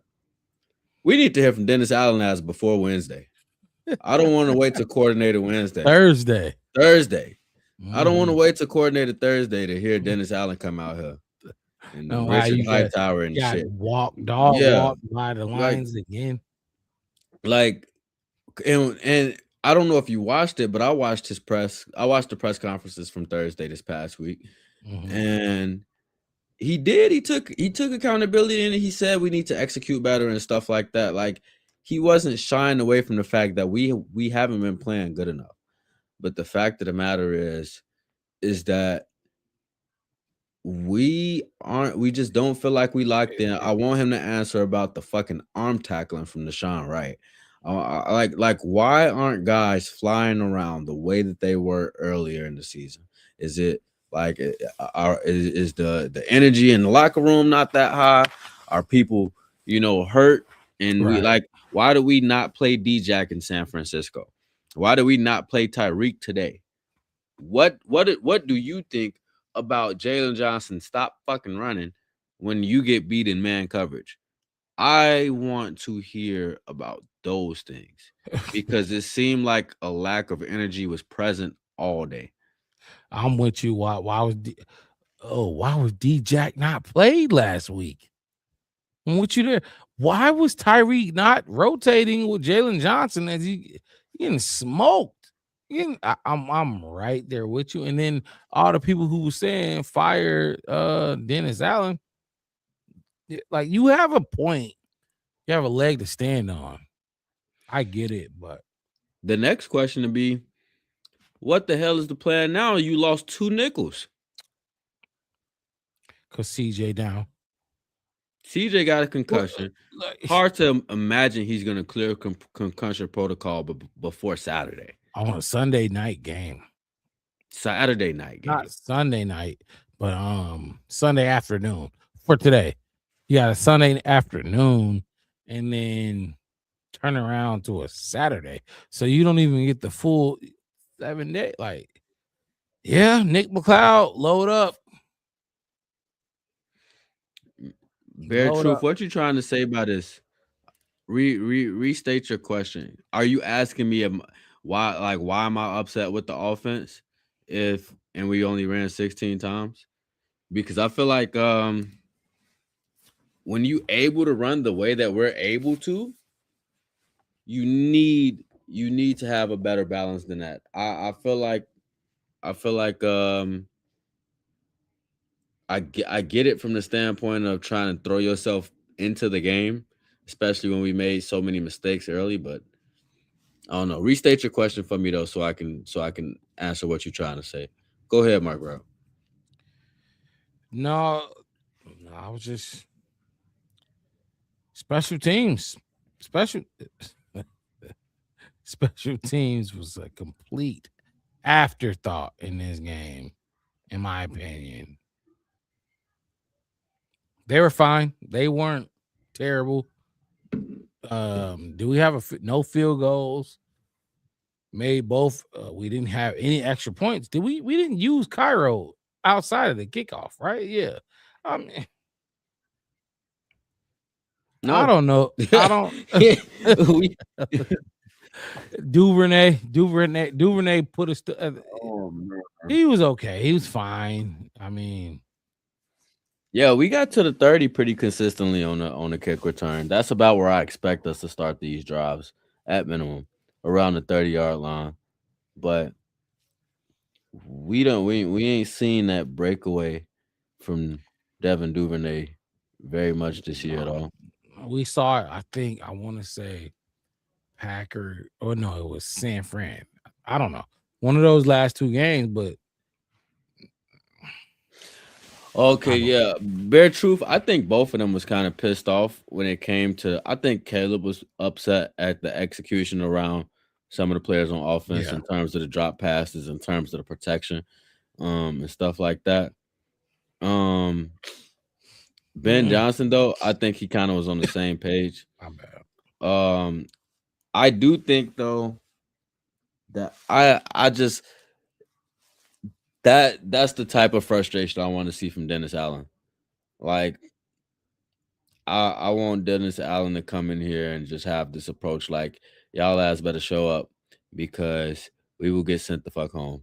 And if we get sent home early, don't nobody be expecting to be in the blue and orange next year. Like we're gonna have to do some real evaluating because we got to see where we've been. I don't really think it's too many people spots on the defense that's safe right now. To be honest with you, the best player you have on defense, it might be Nashawn, and he on a prove it deal. So it's Yep, like exactly.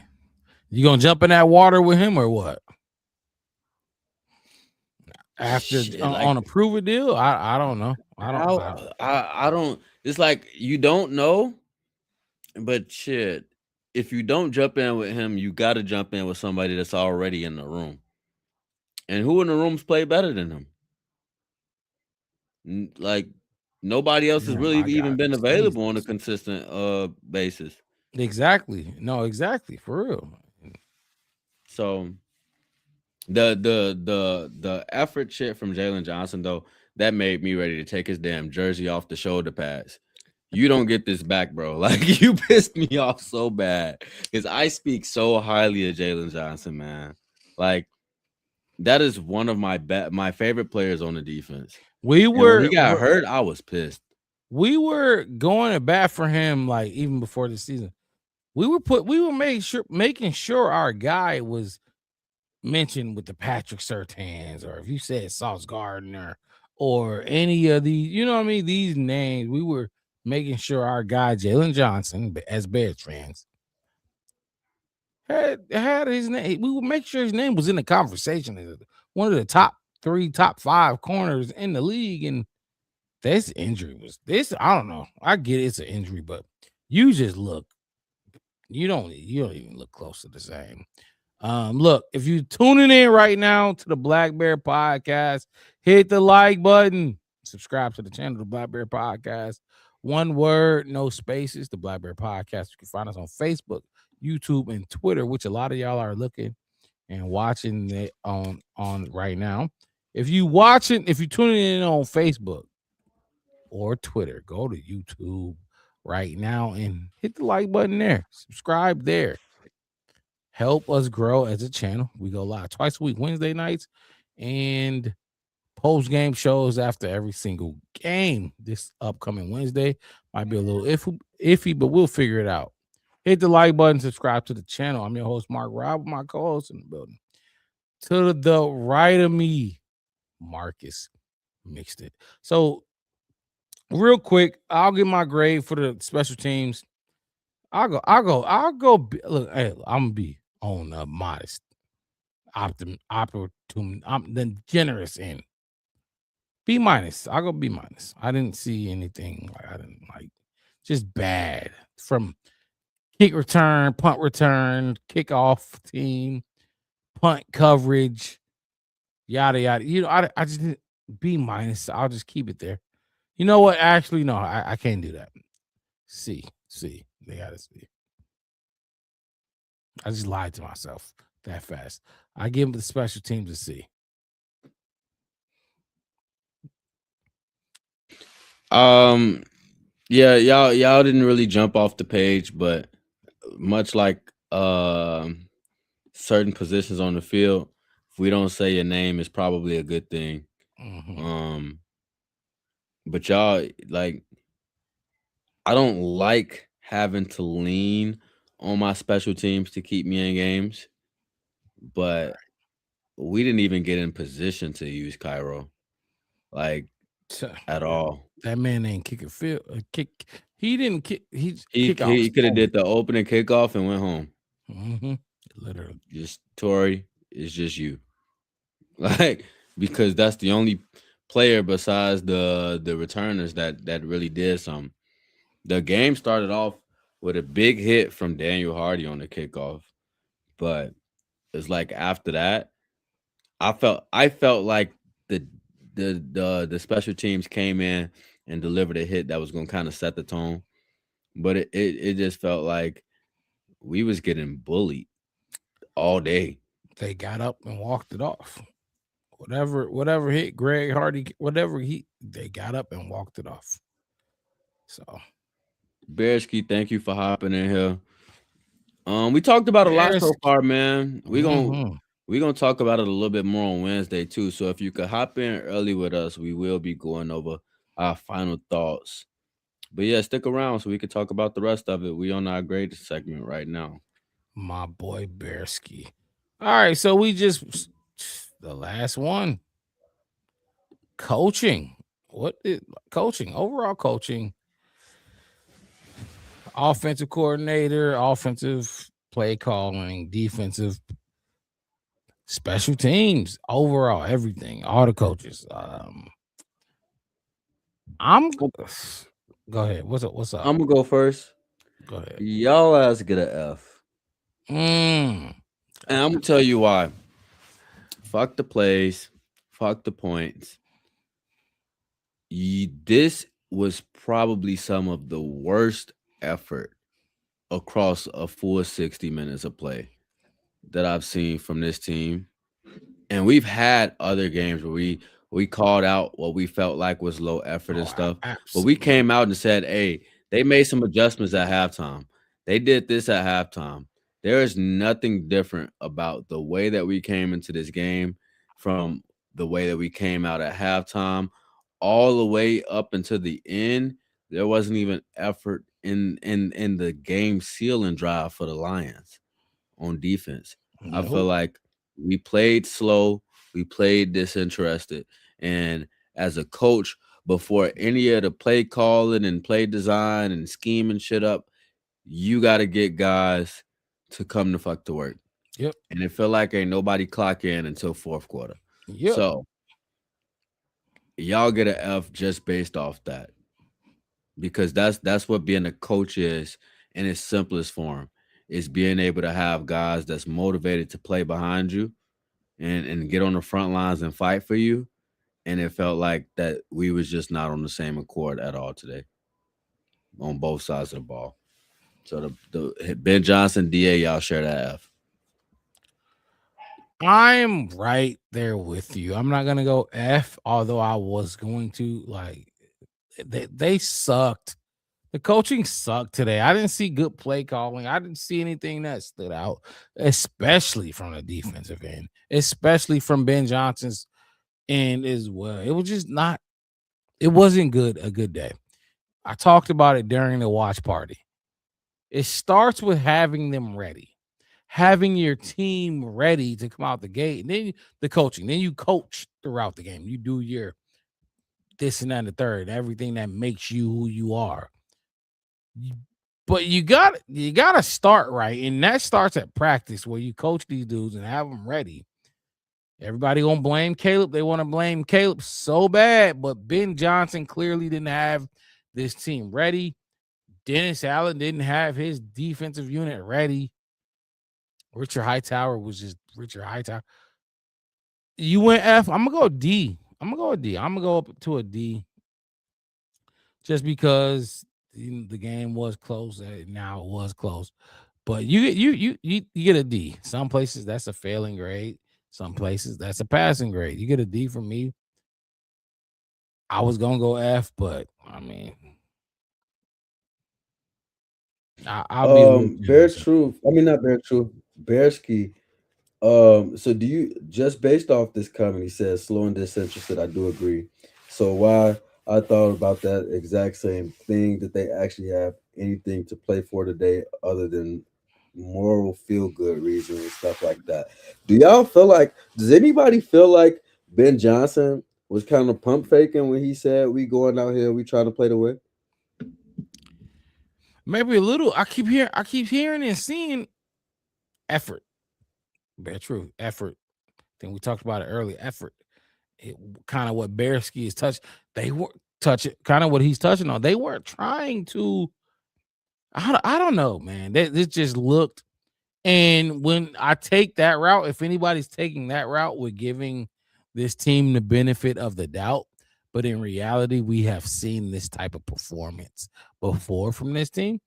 Now, hopefully, we're past that and grown out of that. But from what we saw today, it was just unacceptable going into the playoffs. There's no momentum, nothing good. Yeah, and it's just like they like up throughout this point in the season, they always talked about how we only looking at the next week. We're not looking ahead to the playoffs. We're not looking at the fact that we the number 1 seed. We saying that the job's not finished. We want to go get this 2 seed, and it's not guaranteed, especially if we lose this game. Thankfully, Philly helped us out. Yep. But they have just not taken that approach to anything this year. So to see it or to feel like maybe they was just trying to take a week off here, I don't get it. Especially when you lose against the 49ers the way that you did. Yep. And you lose 2 straight for the first time since weeks 1 and 2. Yep. I don't see that as the approach. Yeah, they all around bad. It wasn't a fun game to watch. It did get exciting towards the end of that game, just like every other game was. But I just disappointed. When we play our division rivals, we show up and shit the bed every time, man. And I'm tired of it. Bearsky said Ben Johnson is the only one who has something to play for, and even that is just personal type of thing. Nothing really changes. Last week versus 49ers, they showed me what I needed to see. The offense did. When you say they showed But me. they also did it against the 49ers defense, which we talked about too. Yeah, that's what I'm saying. Like the offense, the defense gave up 42. So when you say they, I don't know who, But Mark Rob, real quick, Bear Truth is talking about Bear Truth gave a C for the coaches, and he said that he felt like he seen the effort. What did you see? Did you feel like you seen effort from these players? Yeah. Well, see the effort and I just think some players are just not good. Like Javon Dexter, I just think he's not good. You can't really fault him for not. But there's players like I thought Jalen Johnson could have had more effort. I thought Nahshon Wright could have had more effort. Nahshon Wright got killed today. I thought Tremaine Edmonds and TJ Edwards were piss poor today. They could have played harder. Absolutely.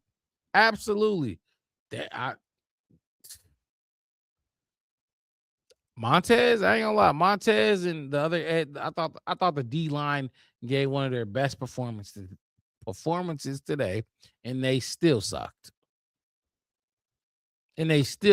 So I don't effort. There was some guys I thought that didn't give too much. Like Jalen Johnson's one.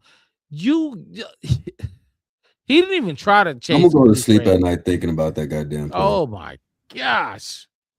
He didn't even try. And I get it. He's gonna burn your ass anyway, but who knows? Nahshon Wright stops him, and then you keep coming and poke the ball loose. Peanut punch the ball out. You just gave up.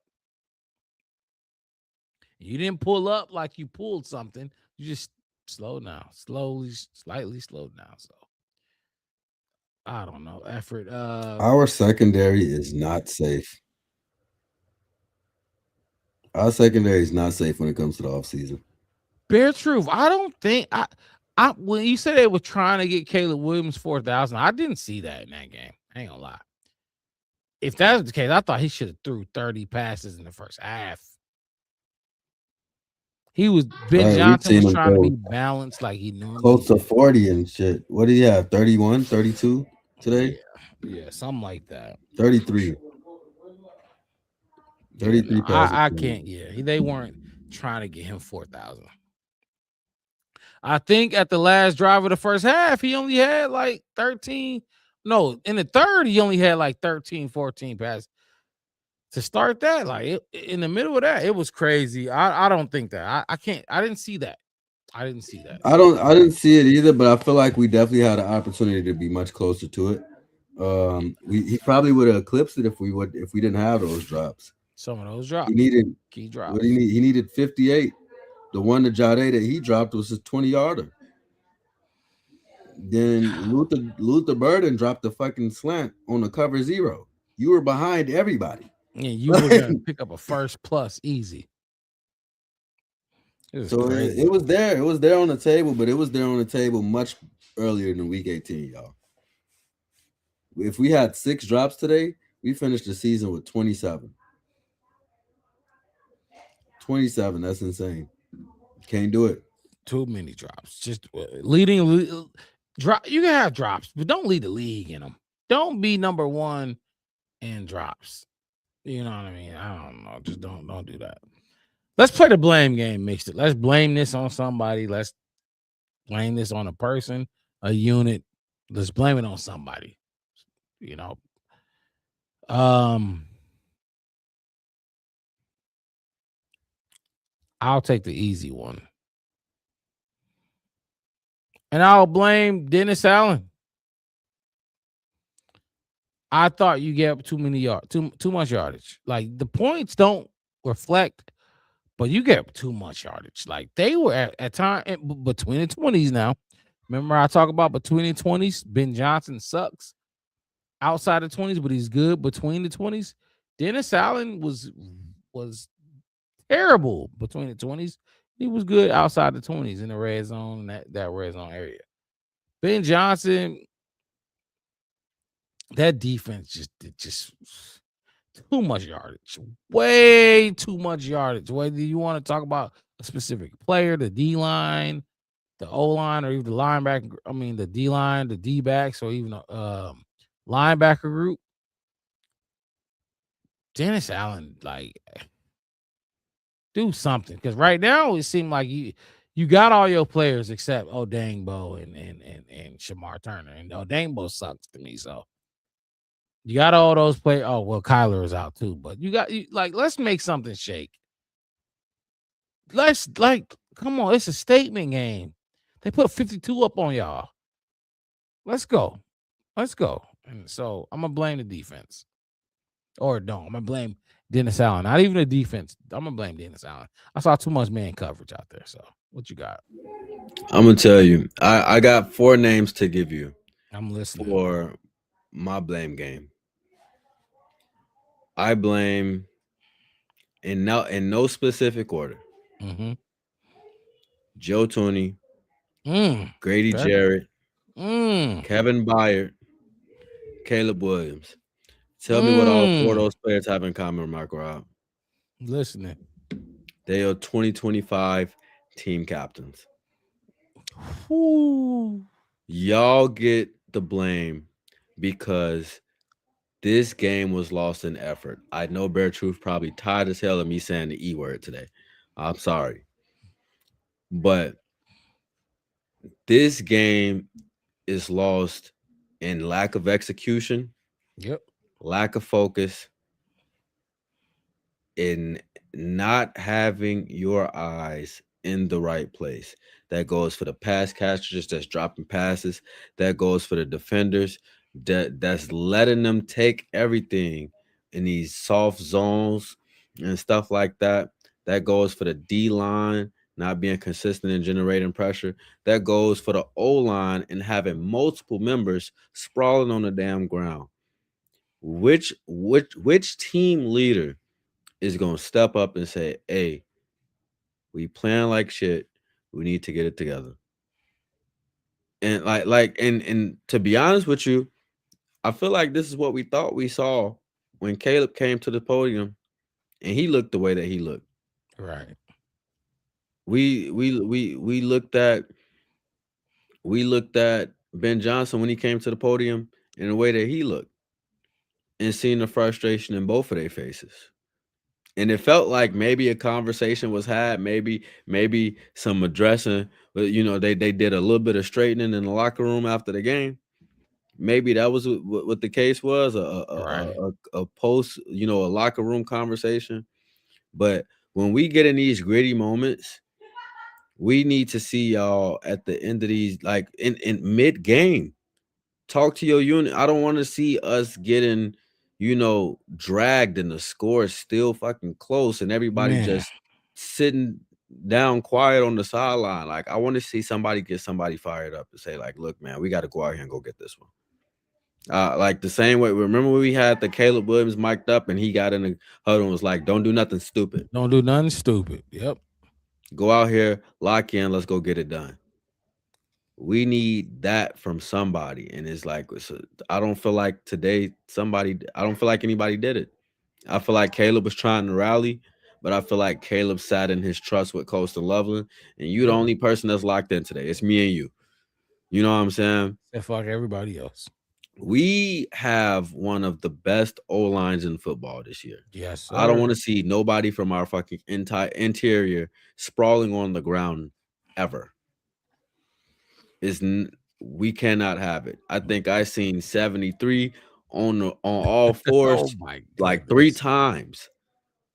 What is going on out here? You know what I'm saying? Like I need y'all to lock in, and you guys are the team leaders. When what Ben Johnson and Dennis Allen is preaching, when it's not working, who is Ben Johnson said we leaned on all year Lean long? on them. Yep. The veterans. The And best for the teams are most player part, led. all of the captains, they're the veterans. Grady Jarrett, veteran. Joe Tooney, veteran. Kevin Byard, veteran. Guess who also is a captain? Cairo Santos. He ain't get mentioned because his ass wasn't used, but he's a veteran. Like everybody is a veteran that's on this captain circle except Caleb. You know what I'm saying? Like somebody's got to get the boys to rally. So I feel like as much as I do agree that this game wasn't coached the best, like I don't feel like we had our best game from a coaching standpoint. Yeah. I feel like we lost this game on the field, not in the headset. That's where I feel like we lost this game. So I think you gotta give them you gotta give the players the most credit. And who's responsible? It's like the oldest sibling. Who responsible when your parents leave? The veterans, the team captains. They talk about being player led. Ben Johnson talks about being player led. At one point, he talked about, look, I didn't say all I can say. It's up to the captains now. He said that. So you're right, mixed it. The captain should have put in. First of all, go get your coach a win against his former team. They beat y'all last week too. Okay, you got another chance to go make those wrongs right in week 18. You still couldn't get it done for your head coach, regardless of what we may think of him, his involvement in this loss. So I like that. I really do like the blame. I really do like that. They gotta be better. And Grady Jarrett, I always say they overpaid him just for his leadership. You paid him what you paid him for his leadership because you ain't getting much from him on the field. And then Kevin Byard, I mean, he's a dog on the field and off, but he just I didn't think the DBs played well today. So I like that blame game. I like that one. Do you got another one? I don't have another one.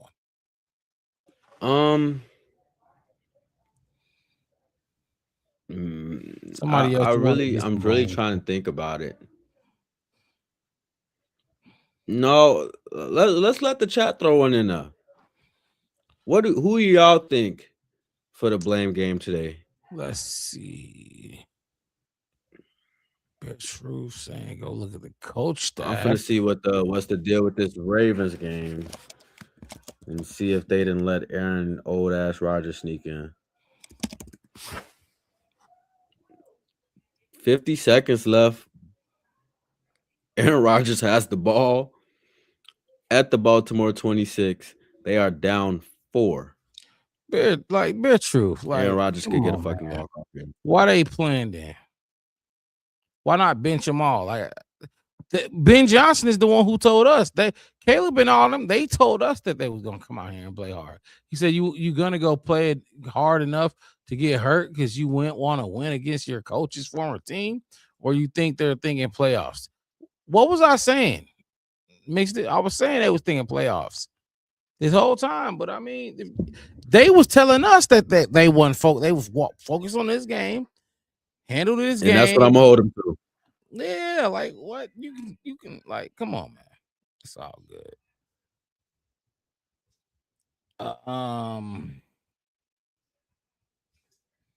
Effort was not going to be 100. When you don't have good at 100 effort, that's how you get hurt. That's how you get hurt. Not playing with 100 effort. Like playing with 100 effort does not get you hurt. It's when you go out there and you try to like lollygag, and it's gonna come back to bite you, come back to haunt you. So, Aaron Rodgers just walked off Baltimore. Steelers going to the playoffs, huh? After Wow. you literally drop a fucking game to the Browns, basically for no reason. Yep. They still let you walk in. That's crazy. It's crazy. I'm disappointed. I'm disappointed in the Ravens. Lamar, you suck. You don't 55 suck for real, but seconds you left. definitely suck this year. Well, they got 3 timeouts with 55 seconds left. What I'm saying. Is it 55 seconds left? Yeah, that's what I'm saying. 53. Oh yeah, no, yeah, you're right. They about to kick it off. 50. Okay, 47. God damn. 3 timeouts. They got some time. Lamar got a little bit of time, but I don't know. I just think this team need to they better come correct, because like whatever we talking about, you better come correct against the motherfucking Green Bay Packers next Saturday at 7 p.m. What I was seeing, 7 p.m. on Saturday. We can't have this. We can't have this slow starts. Bearski, Bear Truth, and everybody's opinion. It all matters. We can't have that shit. All that shit that y'all talking about, we can't have it. We cannot lose to the Packers in the playoffs. Oh my God! Thank you, Bear Truth, Bearski. 100 and motherfucking 10,000. Oh my That's God. why you brought 90 today. you saved 10%. You still got it. Let me ask you a question. What's up?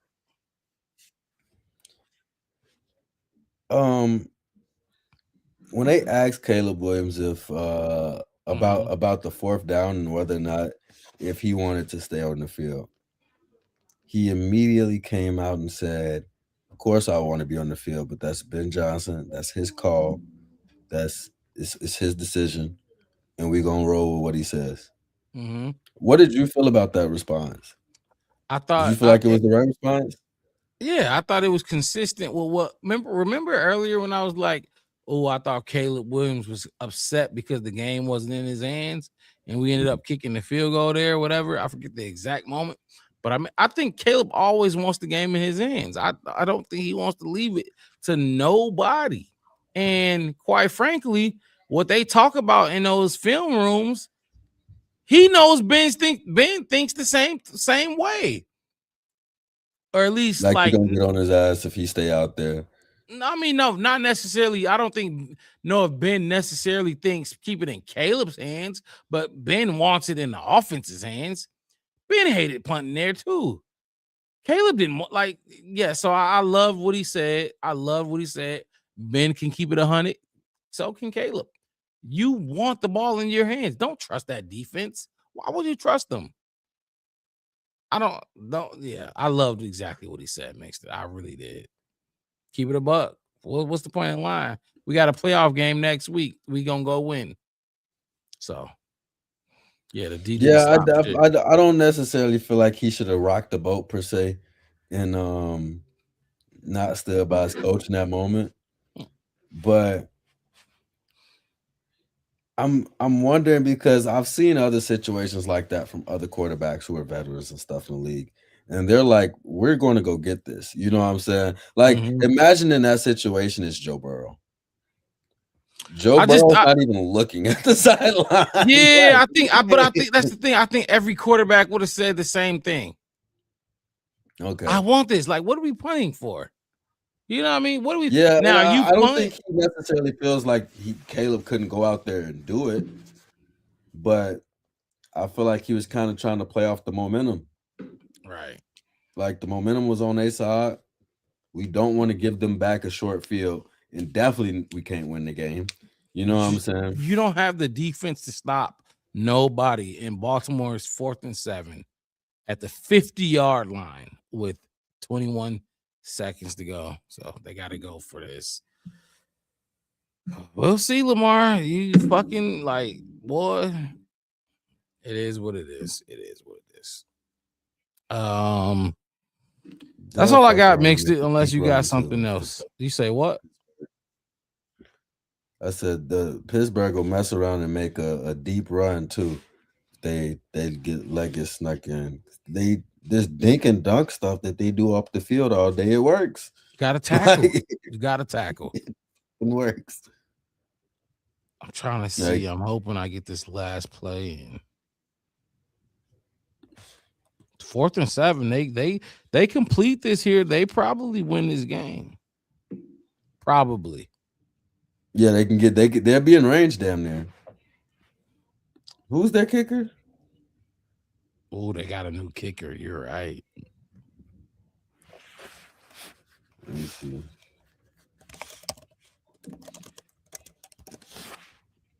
Fourth and 7. Of course, it takes the longest. Justin Tucker's still the kicker.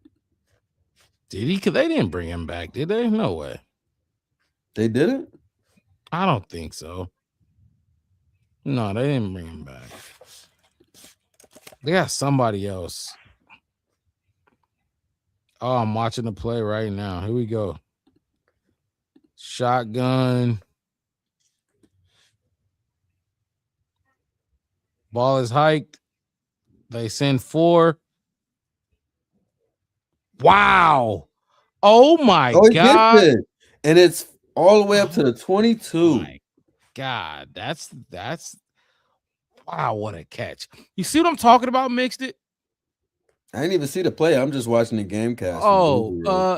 He went Isaiah Likely went up and got that. Like, I mean, it's a tight end. Went up and got it. Like, he threw it in double coverage. But, like, it's a 50-50, and the guy goes up and makes a fucking play. Oh, my God. Boy, must be nice. So, Jalen Ramsey there, and then the linebacker, he beat the linebacker. Just like DJ Moore beat that linebacker or whoever was guarding the cornerback, and it was just the safety. Yeah. They show Aaron Rodgers' face. Aaron Rodgers is salty. Tyler Luke is kicking for Baltimore. 14 seconds left on the clock. 1st and 10. They look. Cam Hayward looks sick. Under center, single back. Here goes a knee. They're just gonna go for this kick. It's on loop. Yep. Now, just like you were saying against for Pittsburgh, you let this team in the playoffs.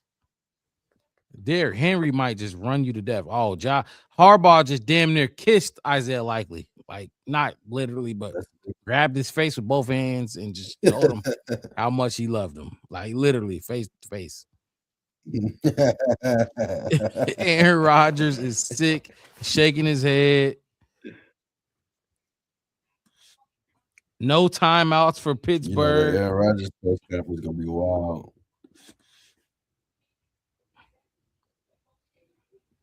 Bagent for life. Look Oh, at this man got to retire. Fucking goofies.